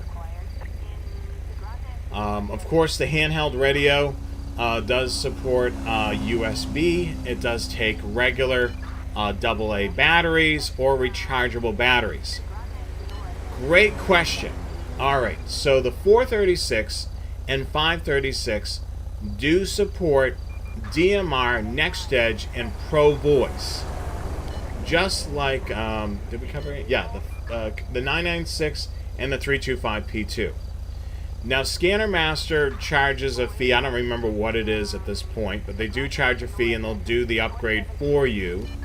If you already own this radio, basically what you do is you register the radio through Unidon's website, and you will have the ability to purchase DMR, NextEdge, or Pro Voice. Now, it's a little bit cheaper doing it through Unidon's website because you're not paying someone to do it. Basically, you're doing it yourself. So if you do it that way, you're going to go into the menu button and then go into settings, and then you're going to have an option for upgrades. So when you purchase that key, essentially, Unidon's going to send you a key, and then you're going to enter that into the radio using the scroll knob and basically entering each one of those keys into the radio. So if you purchase, you know, DMR, Pro Voice, and NextEdge, you're going to end up purchasing 3 keys. Now, if you sell the radio or do anything, you know, retire the radio, don't use it anymore, you can't transfer that key to a different radio. It's married to that particular radio. Basically, that key is purchased for that serial number of that particular radio. So you can't transfer it from one radio to another.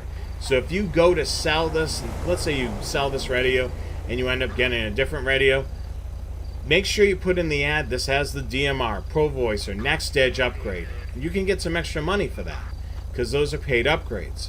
So once, you know, you've sold it, you know, those keys now belong to that radio and, of course, to that new owner. So, yes. As for prices, I'm not entirely sure. I don't want to guess on there. I know Scanner Master, when you do it through them, there's like an installation fee because somebody's doing the work for you. But if you do it yourself, you know, you're paying directly to Unidon, whatever their fee is without the installation. And it's relatively simple. Basically, you're going to go into these radios, go into the menu button, settings, and then upgrades. And then select the upgrade, and then you enter in the key.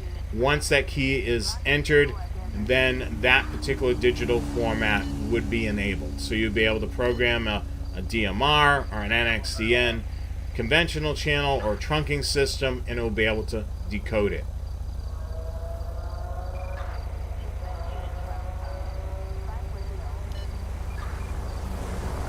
Alright, so we're at the SDS 100 and 200, which we talk about a lot. These radios are the cream of the crop. They're able to do really well on simulcast. They are the more expensive radios, what I call the Cadillacs of Uniden. Of course, the handheld and the base mobile. The base mobile has got that huge color screen. And then it's also a larger form factor. If you haven't seen this radio in person, if you remember the old 780 XLT made by Uniden, it's almost the same size. The handheld is a full-size radio versus the 125 AT. So this is the 125 AT. And I'll pull off my... So you can see here, there's the SDS 100, and there is my 125 AT. So you can see there's quite a size difference. You know, this is a more compact radio. This is your full-size portable radio here. Of course, yet again, you know, protect your investment. I always recommend a carrying case.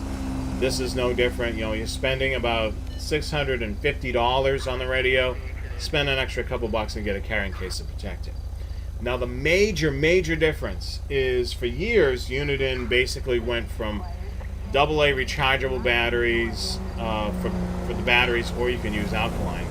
They've gone back to a battery pack. So this radio has a battery pack. So now you can't just throw in AA batteries, you have to use their battery pack. So the larger battery pack will last anywhere from 6 to 8 hours, depending on your usage. How loud how loud you have the volume up. If you've got the backlight on all the time, you know, of course, that's going to suck down your batteries relatively quickly. These radios both support GPS scanning.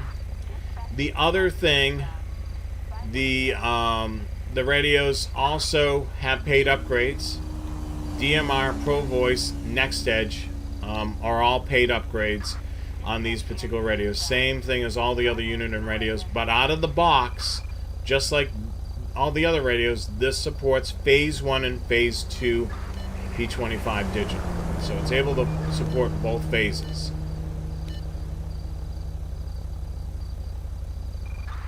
But yeah, I mean, the 200 certainly has that look and feel like it has a touchscreen display. I mean, it's big enough. But it doesn't have a touchscreen display. There's still some mystery things on that particular radio, especially on the 200. There is the mystery USB-A jack, which we haven't determined what that's for. There's a micro USB connection on the rear of the radio, which we don't know what that's for. And and it does support GPS on both of these radios. And of course, you can program it by zip code or creating a favorites list. So of course, you have the ability to program it in that fashion. So these radios are certainly the cream of the crop. Their biggest claim to fame, simulcast. Work really well on simulcast. They basically handle it really well. I was talking to a couple of people during my past rail fanning class at the Cincinnati Railroad Club on this Saturday, and they were asking me, should I get an SDS 100 for rail fanning? I said, as of right now, railroads are not moving to NXDN anytime soon. If any railroads are on NXDN, basically it's for the yards or it's a short line. It's pretty much contained. But as for, you know, investing $650, the radio is basically made as a top performer digital. It works well on analog, but I would say if you're monitoring strictly analog, I would still say look at an analog radio.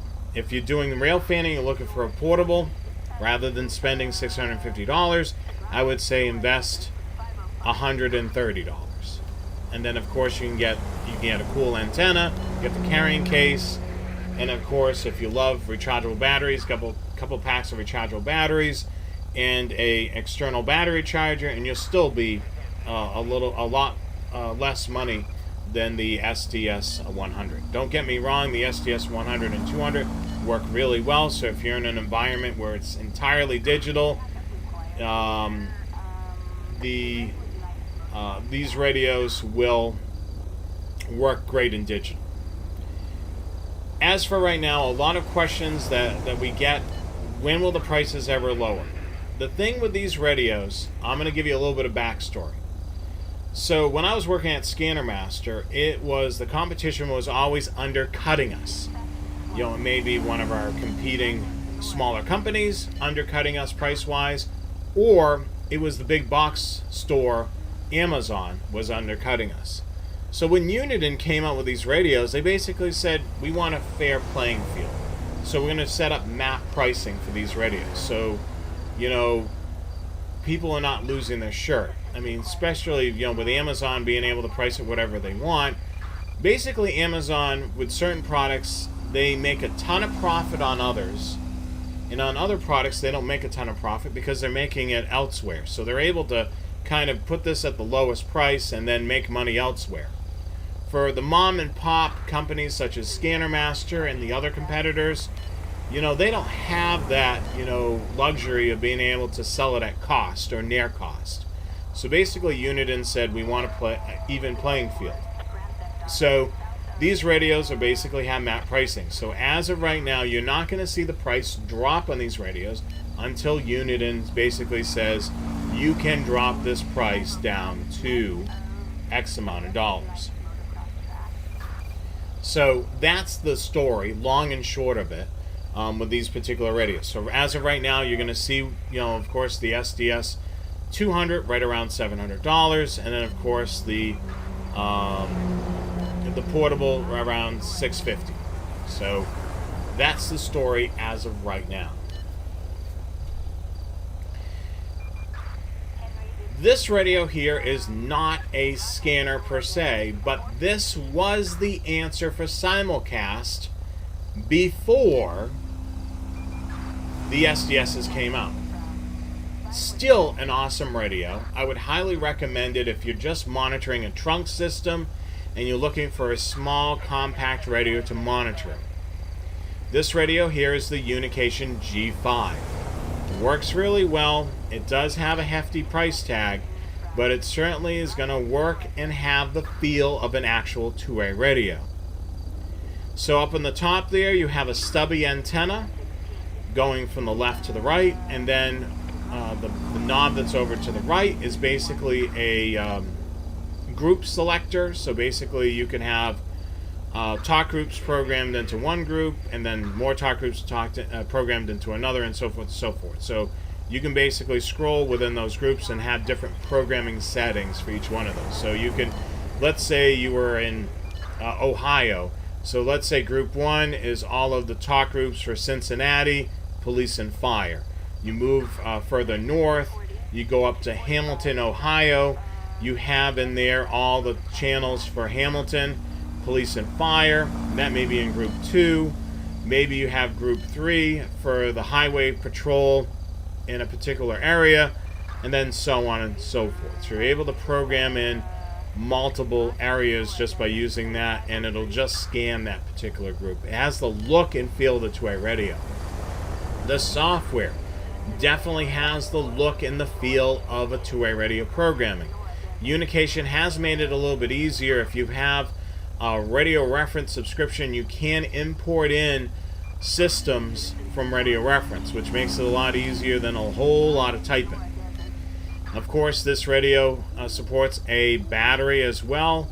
It lasts a long time. I mean, for the most part, you know, I was able to take my Unication radio out multiple times and not have to charge it, for at least a couple of days. So this radio certainly works well in the simulcast as well. There's no GPS support there. And so if you're leaning towards GPS scanning, I would highly recommend, you know, doing something like that. Alright, I know there's a lot of questions, I gotta get to those. So those are kind of the best radios. So I kind of gave you, you know, the information that you needed to kind of make an educated guess on which radio that's going to work best. Of course, you know, we started out at the lower level of radios, and then we continued up, you know, to the higher level. The one radio I neglected to mention is the BCT-15X. That radio is still a great analog trunking scanner, great for rail fans if you're looking for a base mobile form factor radio. It works great, a little bit more complicated to program because it's got the dynamic allocated memory system on it. So it's the onion, you gotta peel the levels, you know, create a system, create a group, and then, you know, put in the channels. But yeah, I mean, it's certainly a great radio. We've got a lot of stuff to cover, so sit back and relax. We've got a couple of questions. I'm trying to decide if getting into scanning is worth it. Okay. Encryption, the big E. Basically that question that I'm looking at my other screen is mentioning the big E, encryption. Now, it depends on your area. There's a lot more encryption in certain areas than others, especially on the law enforcement side. Now, if you're in an area where the law enforcement's encrypted, but the fire department and EMS are not, you still can get a grasp of what's going on in your community, because a lot of times the police and fire will roll on the same scene, especially if there's a medical or something going on, an accident. So you can still get some of the story on the law enforcement on the fire side of things. You're going to know about accidents that have occurred, of course fires, and then any medical emergency. So you're going to be able to hear all that still on the fire end of things. There may be some other channels that are being used as interoperability channels, so occasionally you might hear police on there, but it's basically location, location, location, depending on whether or not it's worth the investment of a scanner, depending on how much encryption is there at that particular location. If you're looking to monitor, you know, like emergencies, disasters, and things like that, you may find that there may be interop channels when those things happen, and those channels may not have encryption. So when the crap hits the fan, to put it lightly, they may be using channels that you may be able to hear. But yet again, you have to decide how much you want to invest on a scanner that you may occasionally hear law enforcement. You know, those channels may be in the clear. When the disaster happens, you'll hear their communication. Of course, once the disaster goes away, they'll go back to using their encrypted channels. So that's kind of a decision you have to decide on what you want to do. Basically, Radio Reference gives you the tool or the guide to be able to see how many channels are encrypted and decide from there.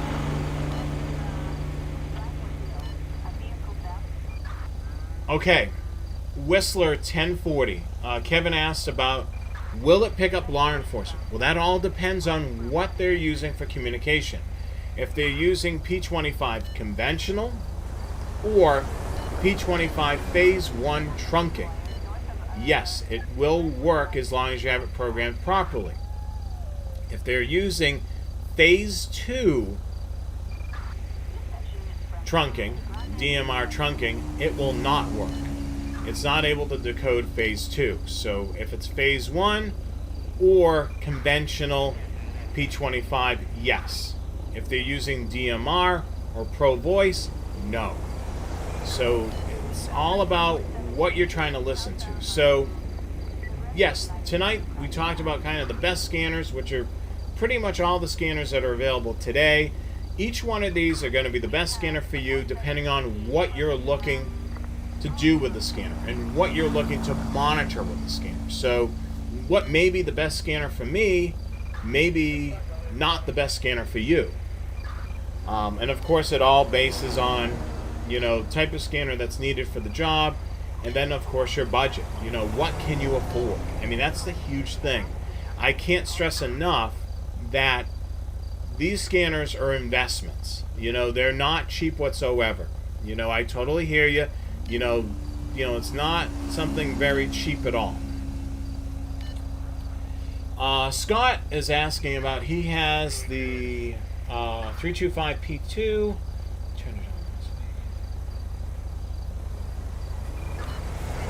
So it looks like his P25 is 325P2. Basically, the memory completely went blank. I haven't had that happen to me at all. I know with older radios, there used to be like a battery inside there. That battery would go dead. It would wipe out the memory, and then you would have to reprogram it again. If you let that radio sit for a long period of time. Typically with the modern radios, I don't see this happening. There may be a memory issue in there. What I would recommend doing is reprogramming the radio with software. The good thing about programming with software is you save the file on the computer, so you're not having to redo the work all over again. Now, once you program it through software, if it does it again, then you're going to have to probably send it in for unit and repair. There's clearly a memory issue with the radio if it's not retaining its programming. But typically, I haven't had, knock on wood, I haven't had any issue with any memory issues on my 125AT or my 325 or the 996P2. So if it doesn't retain it, you're going to have to send it for unit and repair. There's something wrong with the memory.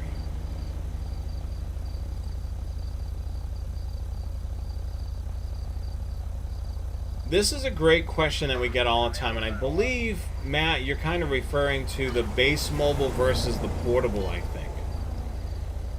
So we get this question all the time. When I was working at Scanner Master full-time, which I don't work there full-time anymore, the question I would always ask is, do I get a base mobile or a portable? Okay. So I always ask the question to them after they ask me the question. I say, where are you going to be listening to this? Are you going to be listening to this at your desk, at your house? Are you going to be wanting to move this scanner from, your office to the living room to maybe out in the patio, taking it with you in the car? And then usually a lot of times I would get a lot of information from the customer. At that point they would say, no, I'm basically going to listen to it in my office space. So I would typically recommend, if you're going to keep it in one spot, then I would say a base mobile would be perfect. You're not having to move it about. A portable radio is for that other person. I'm going to listen to it here. I'm going to go out to the living room. I'm going to listen to it in the patio. I may bring it with me in the car to listen to. Yeah, portable is going to be your best option. A lot of people, when they make their first purchase of a scanner, typically go with a portable radio because they want the ability to bring it from one spot to another. The other issue is if you're prone to power outages. Now, base mobile typically will only run off, wall power, essentially. It's got to plug into the wall and run off of that. A portable radio can, of course, run off of wall power, and it can also run off of batteries. You can either run off rechargeable batteries or alkaline batteries, depending on the model. If you've got the SDS and you're prone to power failures, you're going to need a couple of these. The other thing that you can purchase, which I don't have one of them in front of me, is one of those power banks that you use for your cell phone. You can plug that in and power your SDS as well. So you have the ability to use one of those power banks. And of course, once these are drained and that power bank is drained, then you don't have any more options. With a radio like this, where it takes AA rechargeable batteries, you can use the rechargeable batteries and then go to Best Buy, or not Best Buy, one of the big box stores, the club box stores, such as BJ's, Costco, or Sam's, and buy the 48 pack of alkaline batteries. Here is one of those power banks. So basically, what you can do is typically, yeah, it's right here. It shows the little dots. How many bars, until the batteries are dead on here. So basically, you would plug in that portable radio's USB cable into here, and then it would power the radio using this, which is really great. So if you're in an area where it's prone to power failures, of course, stock up on batteries, alkaline batteries if you can. If you're using an SDS, you may want to invest into one of these, so once your batteries are exhausted, having multiples of these, you may want to use this as well. So certainly a lot of options. Let me see, is there any other questions?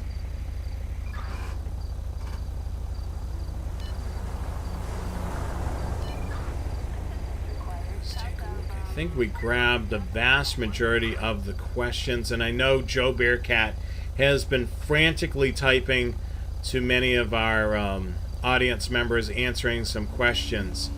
Dale Osborne brings up a good point, and I don't want to forget this. So let me go back to the 536.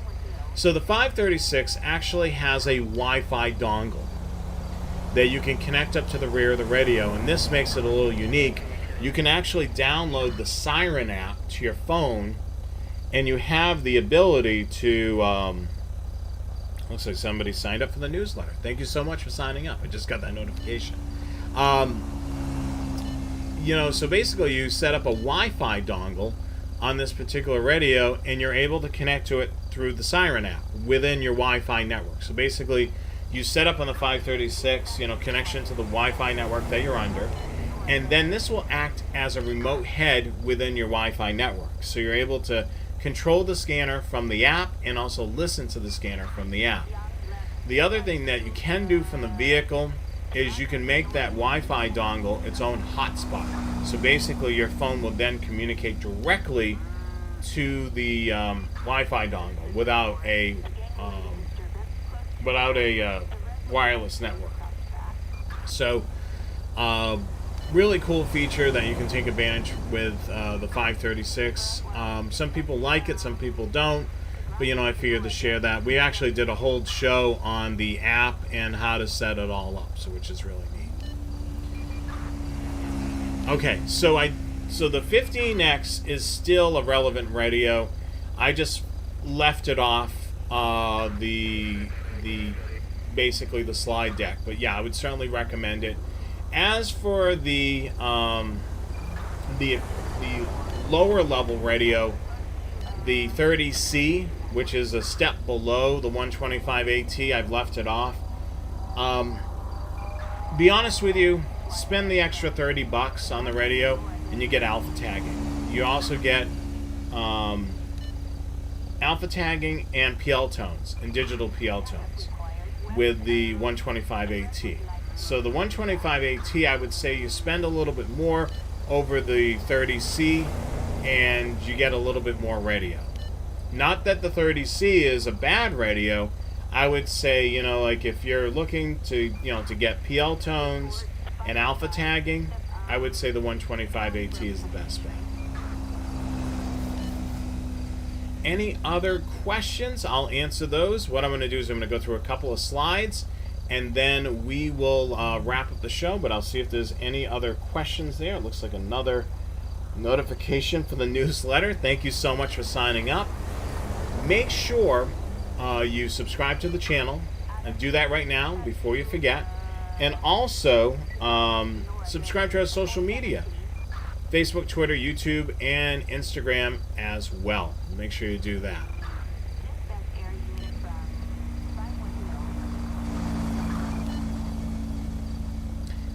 I gotta get my slides positioned where they need to be. So, a second. I rolled back, so of course, it changed the lineup of the slides. So we want to remind you that tonight's broadcast was, the best scanners of 2023. Of course, I gave you kind of some information on each radio. The best scanner is basically the one that best suits your needs, essentially. So hopefully, with the information I provided for each model, you're able to kind of make a better educated guess of what scanner would fit your needs. So you want to make sure that you follow, like, and subscribe to our social media, And as always, the Scanner Guys are brought to you by viewers like you. You make this show happen. In between purchasing stuff through our Scanner Guys store on our website, scannerguyshow.com, we've got some really cool hats, hoodies, t-shirts, stickers, travel mugs. You can purchase it through our website. And also using the affiliate link in the description below to ScannerMaster. You purchasing something using that affiliate link, we get a little bit of the sale, which is great. And that certainly helps us out. So definitely continue doing that. Of course, we use professional streaming software for this broadcast, so we're streaming at 4K on YouTube. And then, of course, we have hosting fees for the website and some other costs that come along the way. Train Aficionado Live is going to be back with you next week. That is Wednesday, the 19th, 8 p.m. Eastern Time, 5 p.m. Pacific, so hopefully you join us for that. And then, of course, the Scanner Guys will be back with you on the 26th, which is the final Wednesday of the month, 8 p.m. Eastern Time, 5 p.m. Pacific. Make sure you follow, like, and subscribe to our social media, Facebook, Twitter, YouTube, and Instagram at The Scanner Guys. Check out the website, thescannerguyshow.com. You can shop our store, contact us, and of course, as many of you are doing right now, as my phone continues to get alerts, sign up for our newsletter. We really, really appreciate it, and we thank you. If you like the video, certainly give us a thumbs up. We greatly appreciate that as well. Dale basically hits the nail right on the head here. He basically says, you need to do your homework before you purchase your scanner. Because, that's going to dictate what type of scanner you need. And of course, if you're traveling to other areas, you need to also see if that scanner is capable of monitoring those systems. So that dictates what scanner you need. So of course, the cheapest scanner may not be the best scanner for you. It all depends on what you're looking to monitor, and then that's basically how it works. And then there are tricks and tips for simulcast issues. So if you can't afford the Cadillacs of Uniden, the SDS 100 or 200, or the Unication G5, you can do something with maybe the 996 or the 325 or the 436 or 536, or even with that Home Patrol 2. You may be able to do some tricks or tips to be able to do that. Thank you so much to everyone that's commented tonight. I tried to read most of all your comments. Hopefully I got to everybody's question this evening. Yeah, the G5 is certainly a great radio. It is more like a two-way radio programming-wise. And it's great for, if you're strictly monitoring one particular trunk system and you want something small and compact, it's certainly a great radio. But it's not a scanner. It's more like a pager, I would say. It fits in that pager category, but you can monitor it like a scanner. Does not program like a scanner. It's a lot different. You'll see if you do that. So, thank you so much for everyone joining us this evening. I greatly appreciate everyone that's joined us for the broadcast.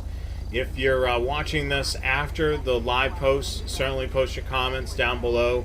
I'll be happy to read those as well. Certainly give us a thumbs up, subscribe to the channel, and I believe the next video is on the channel, so make sure you sign up for a notification for when we go live with that video, which will be a couple Wednesdays from now on the 26th on the channel.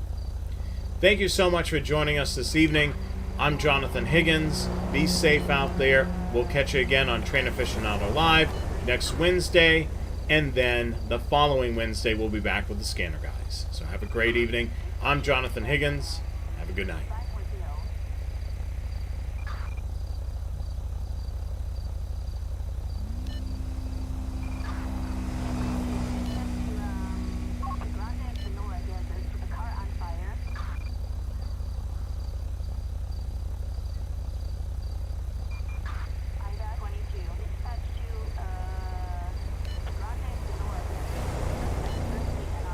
done.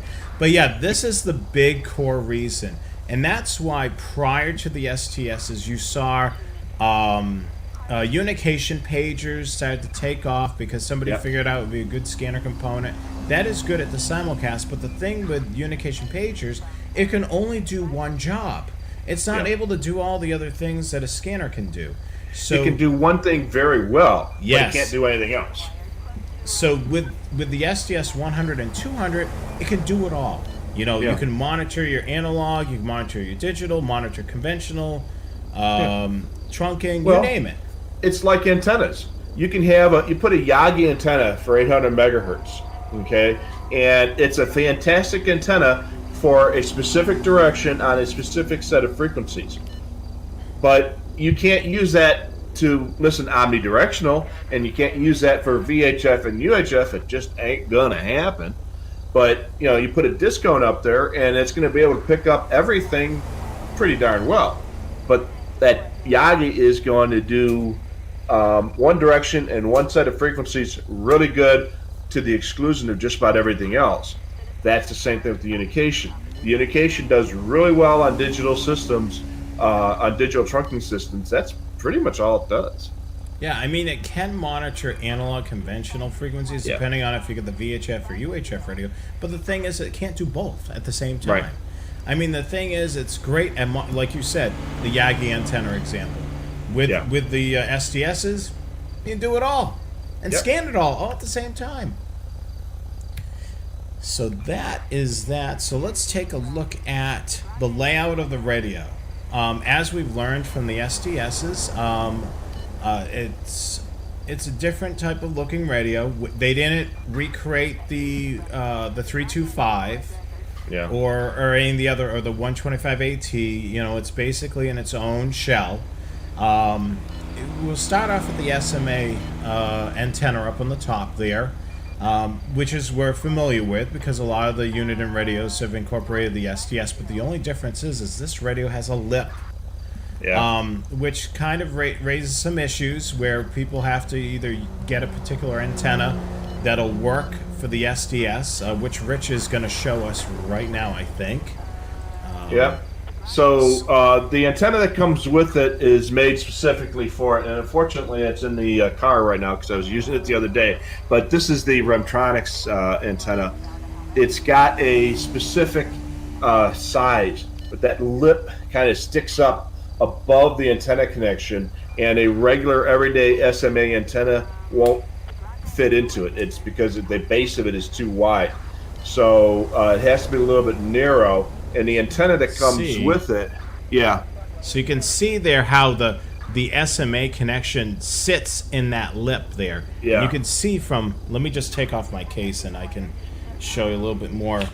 Right here you can see right here it's got this lip here, and the antenna, this is the stock antenna, and it sits in there. That metal part will sit in there, and you see the rubber gasket that'll be covered. So if I put it in here, we'll see that the metal, see how that went away? So that's now below the lip. And that gives it some water. It's not waterproof, but it's water resistant. And the Remtronics antenna for the SDS has the same type of feature where it fits in there, and it's got the grommet, so it retains that water resistance. If you are looking for a wideband solution for your SDS, I love my Austin Condor antenna.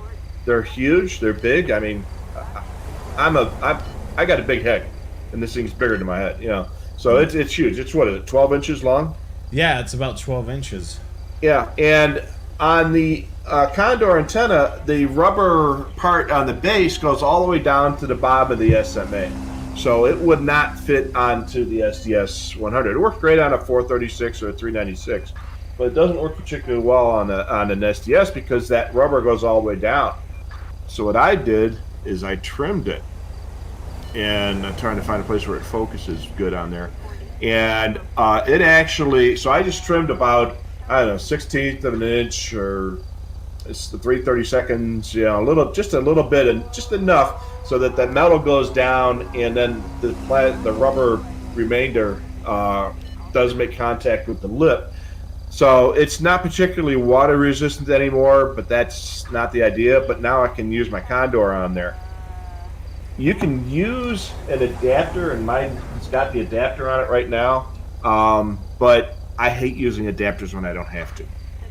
Yeah, and that's the great thing about it. I mean, I'm using right now the stock antenna. It works really well.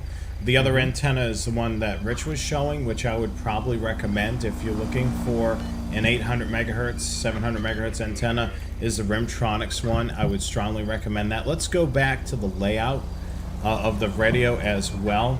So we're used to the menu buttons on the side, which is right here. So you can see the function button, which is the green, and then the red is the menu button. So that is very similar to the 436 HP. We also have the soft keys, which you can see here and on the screen. So that'll pertain to a menu option, which is just above on the screen. We've got the very similar to many of the Uniden radios, the push to power button. And then, of course, the multifunction knob. This is kind of the thing that sets apart the Unidens versus the Whistlers with the multifunction knob. Rich, tell us a little bit about that. All right, so this one allows you to do a lot of stuff with it, multiple functions. It can rotate it, and you can also press it. And just like the big silver knob on the 996s and the 536s, when you press it, it's usually the same as pressing the E for enter button. It's just more convenient, although sometimes it does have a slightly different function. But you would, and then sometimes that knob, the functions of that knob can be altered by the function button on the side of the radio. So when you just turn the knob, it's a scroll knob. So if the radio is in the scan mode but it's stopped on a channel, you turn the knob and it will restart the scan. If you turn the knob to the left, it'll restart the scan down. If you turn the knob to the right, it'll rescan the scan. It'll rescan the channels in upward direction. Yep. If you press the function button, if you just press the knob down and turn it, it becomes a volume control. Yep. If you press the function button and then press the knob and then turn it, now it's your squelch control. And they make that one a little more difficult because most of the time the squelch is set it and forget it. So, you're not going to have to adjust that so often. But you are going to have to adjust the volume. So to adjust the volume, it's just real simple. Just tap the knob, adjust your volume, and then let it go, and it'll automatically go back to normal after that. And it'll stay on the volume. Yeah, it's pretty simple and straightforward, with it. I mean, for the most part, you're going to be, when you have it on, you're going to be doing volume control for the most part. Mm-hmm. And, I like that, it's one knob. With a lot of the competitor radios, it's a two knob, so the squelch and the volume have its own. Yeah. But with this radio, it's just all in one. We also have the alert lights that are on the screen there, which you can see at the top. And, of course, the speaker is right at the bottom. And then if you choose to, you can put on the hand strap on here, which I do have it on. And then the avoid button.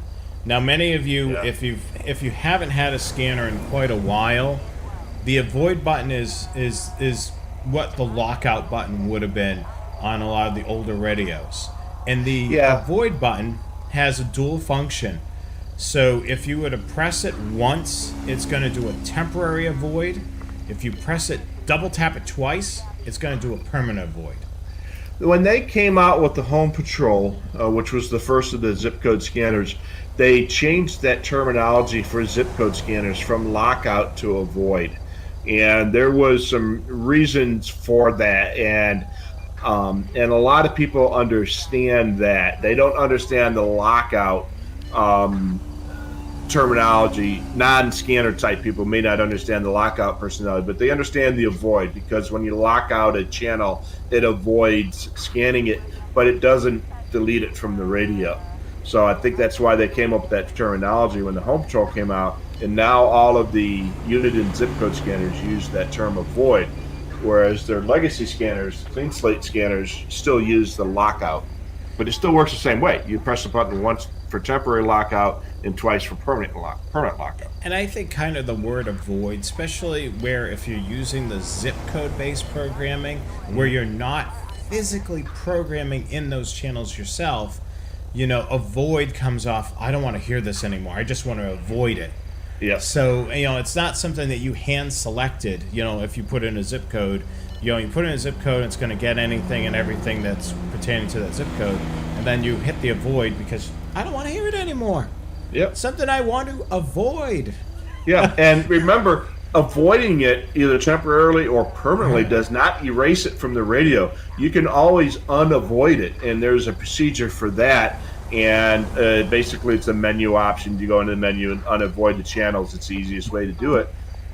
It doesn't delete it from the radio, which is a good thing, because you don't want to delete channels from the radio. The radio's got effectively unlimited memory. There's really no reason to delete a channel. Just avoid the darn thing. Yeah, that's for sure. Rich, make a mental note. That'll be another thing that we can include in next week's show, is how to do that.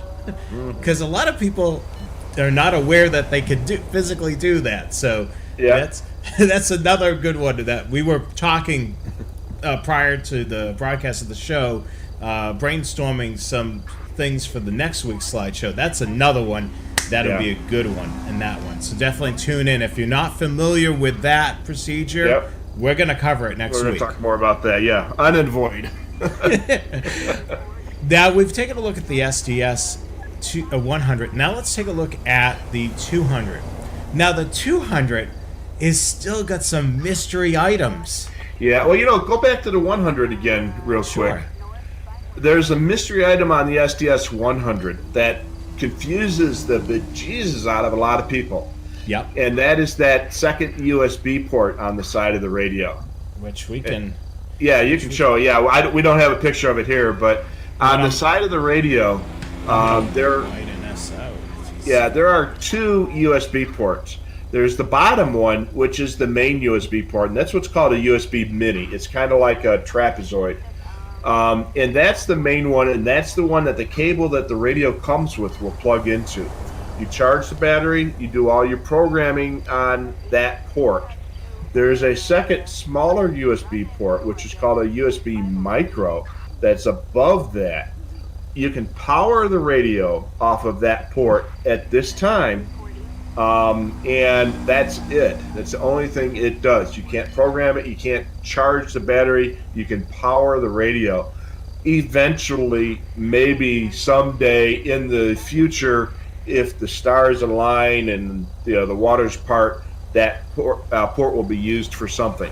But right now, it powers the radio. It doesn't charge, it doesn't do anything. The bottom one is USB Mini. That one charges and programs and does all that happy stuff. Yeah, so that's the SDS 100. We'll continue on.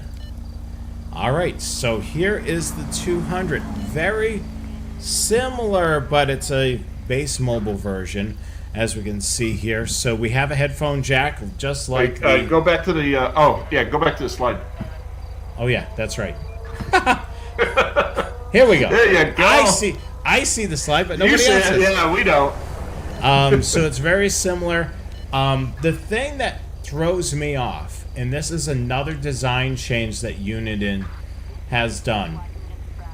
Now, the volume and squelch are flipped.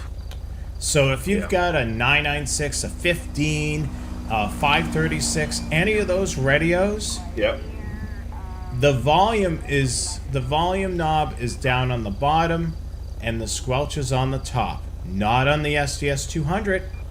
It's the opposite.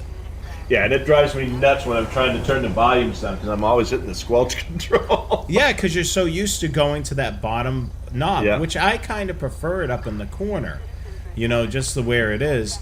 And that's one of the major differences. So if you own any of the other radios, you have to get used to, especially if the radios are side by side or top and bottom.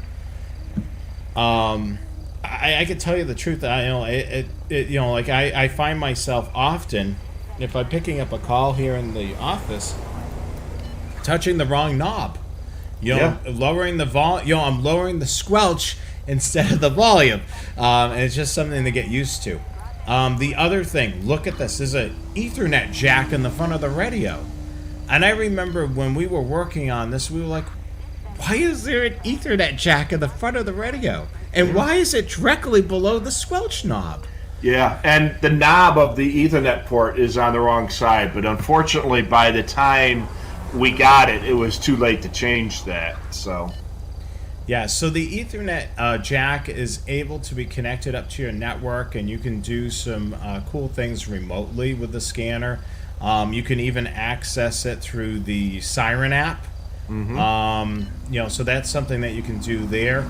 The jack that we use all the time, if you're doing programming from computer through the cable to the scanner, you're going to be using the micro USB jack. And this is a novelty thing with this particular radio. So you probably are programming your 996P2, your 536, your portable radios, all with the same cable, but not with this one, Rich. Yep. Yeah, this one uses a USB micro, which is the smaller one, and not the USB mini, which the SDS 100 uses. Again, we're not quite sure why, but that is kind of like the way things are going for a lot of these things. But it is a smaller port. I think it's a little more sturdy, but I don't know for sure. But again, yeah, virtual control and programming is all done through the mini USB port. And then we've got the USB-A port. Yes. Yes, the USB-A port is a mystery one. Now, many of you have the radio, and there is a rubber protective cover on that. So it doesn't typically look the way it is in the image. You really don't see it. Like on mine, it's got the rubber protector on it, so I don't really see it at all. Rich and I have done a couple of things. Charged iPhones, ran the Home Patrol 2 via the SDS 200. Yes, the SDS 200. So powerful, it can charge your Home Patrol, not charge, but run your Home Patrol 2. Bill gets the Star of the Day post here. What the very last post? Yeah. Comment.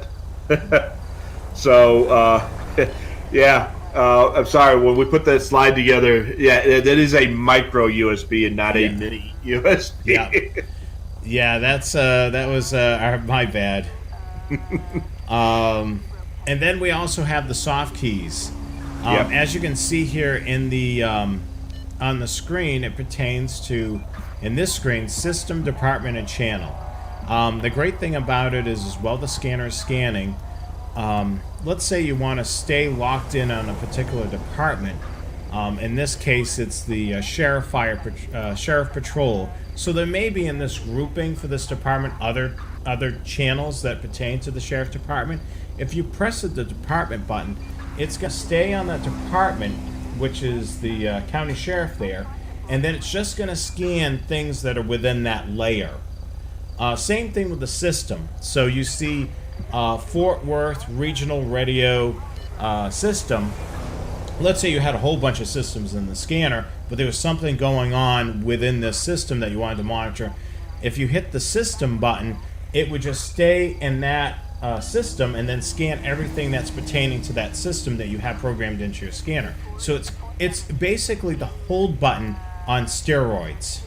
Yeah. We're used to, like with a 996, pressing the hold button will hold onto a channel. If you do a press on a 996 for about 5 seconds, it'll hold on that particular system. System hold, Yeah, system hold. So this is a little bit different because you have these soft keys, so you're able to do it at various layers. And of course, last but not least, the channel hold, guess what that's going to do? It's going to hold on to the individual channel. Why would they call that channel hold? Why? It'll hold on to the channel. So in that menu, and of course the headphone jack, and then everybody's favorite, if you're on the channel hold, and you take that silver knob, guess what you can do, Rich? Oh, I'm not sure. What happens? We can scroll through the channels on the radio. Yeah, that's a neat thing. And then you can put the radio in department hold too. Yeah. And when you put it in department hold, it will scan all the channels within that department, which is, I thought that was an awesome thing. Yeah, I mean, that's the great thing about these soft keys, and the soft keys are also on the 536 and the 436 as well. But the difference is these soft keys can be customized, for various things that are menus above.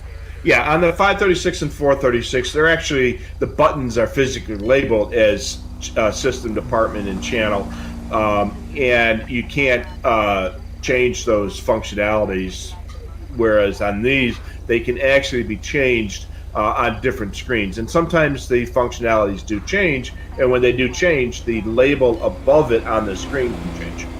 Yeah, that's for sure. So yeah, the micro USB jack, not mini. I was probably in a tizzy there because I was doing micro SD card slot. So the good thing about this radio, with any base unit radio that has an SD card, the slot's right in the front of the radio. The great thing, if this is installed in your vehicle or installed in a rack, you don't have to physically get the radio close to the computer. Essentially, just pop out the SD card, make sure you have the radio off. Key thing, before you take out the SD card, turn the radio off, pop out the card, insert it into an SD card reader, and then you'll be able to communicate with the SD card. You'll be able to update firmware, save favorites list, and you can also update the database. So you can do it all, and then what you do is once you're done with your work, eject it out of your SD card reader, put it back into your radio, boot it up. So if there's a firmware update, what'll happen first thing is your radio will power up, it will install that firmware, and then it'll start scanning whatever you had set, whether it be a database or a favorites list or the full zip code, whatever you had set, it would just start scanning from there. Yeah, and it makes it so much easier on like especially the 536 and the 200, because the card is right there on the front of the radio. So yeah, go ahead and mount the radio in there. You don't need to get at the back of the radio or under the radio or something like that to do that type of programming. You don't need to bring the laptop out to the car where it's inconvenient or wherever the radio is mounted. It just take the card out, do the programming. Now I do all my programming directly on the SD card. It's faster for me. I don't have to play around with cables. I just pop the card out, stick it into my card reader, do my programming. Because I've got 1, 2, 3, 4, 5, 6, 7 radios right here, and then another one out in the car that all use the same Sentinel software. So I can do database on 8 radios in about 10 minutes just by popping SD cards. Yeah, and that's certainly handy. I mean, I use that all the time as well. I have a 536 in the truck, so I just pop that SD card out. I do have a spare SD card, which we'll go over later, the reasons why to have that. But yeah, the SD card being on the front of the radio. With the portable radio, I can show you that on the... Make sure it's off before I do that. So what you're going to do is remove the door, and then remove the battery. And it's a metal mechanism in there. And you have to be very careful. Basically, you're going to pull forward, and then you can see right here that it's going to slide out. So when you do this, take your time. Every time I'm talking to a customer on the phone, I tell them what you want to do is, of course, turn the radio off before you take the door off and the battery out. And you want to take your time taking the card out. I know we're excited to replace the card, but you want to take your time. Pay attention how it slides out, because the new card's going to slide right back in. And you want to make sure that you're gentle with this. I mean, it's just a piece of metal, so you want to be gentle. It's a fragile piece of metal. Yes, and you want to be careful with it. And once you have it in there, basically it will slide in. It's hard to see on the camera, but you'll press it down. Oops, I just knocked my... it basically, you got that little metal clip. It hinges. There's 2 little pins that hinge it. So you slide the card into that little metal clip, put it down, and then slide the little clip over. Yep, just like that. So it slid right back in. Yeah. And then you would And make sure. if you pop that little metal clip off, it's not the end of the world. You just kind of gently kind of squeeze those little pieces in just a tad, and you can pop the clip back on with a little spring tension. It's not the end of the world. It's you can usually just fix that yourself. It's just just be careful, and you won't break the clip. But if you do, it's not a big deal. With the SDSs, it's not even that. You just press the card in very carefully, writing the SD card in. You take your fingernail and you just push in there and pop the card out. And the card will pop out, and you just take the card out. It's a tiny little thing about the size of my fingernail. You take the new card. The metal pieces go down. Yeah, so the other thing, put it like in. what Rich is showing you, is when you're ejecting the card out, pay attention. Yeah. Just see how it goes in and see how how it comes out is the same way it's going to go in. Yeah, the metal part goes down and in, and it just goes in just until it clips. It clicks. Catches, yes. That's It catches. And the same thing, when you press it in, you can, you just press it in just enough, and you'll feel it kind of spring back out to you. And David, yes. And there is the the SDS 200. One more time for everybody. Mm-hmm. Yes, you can make a copy of that SD card. Is basically cloning it. You want to make sure that the file folders are lined up precisely, because what's happening is your radio internally is looking to those folders, and if those folders are not in the right spot, guess what's going to happen? Yeah. An SD card error, because it's going to be, okay, I need to look for this in this folder, and if it's not present, it's going to be, Yeah, well, the easiest way to do it is to read radio or card number 1 with Sentinel, and then stick the new card in or plug the other radio in, and then write from Sentinel to that other radio. And you can go from 100 to 200 or 200 to 100 or, vice versa. You can even do it with the 436 and 536. The only thing you have to keep in mind when you're going from cross units, so any settings that are particularly pertaining to your handheld, so if you're cloning from this to the base unit, like for example, a lot of times I have the screen go to sleep when there's no activity to save on battery. Mm-hmm. And you do the same setting to the SDS 200, you're going to be sitting there and you're oh my god, did I have the radio off? I mean, because the display went dead. Because the display went dead, but it's going to carry over any of those feature settings to the other radio. So keep that in mind as well. So you may want to, if you do clone, you may want to take the time and update settings, whether it be in Sentinel or in the radio itself, so it does what you want it to do.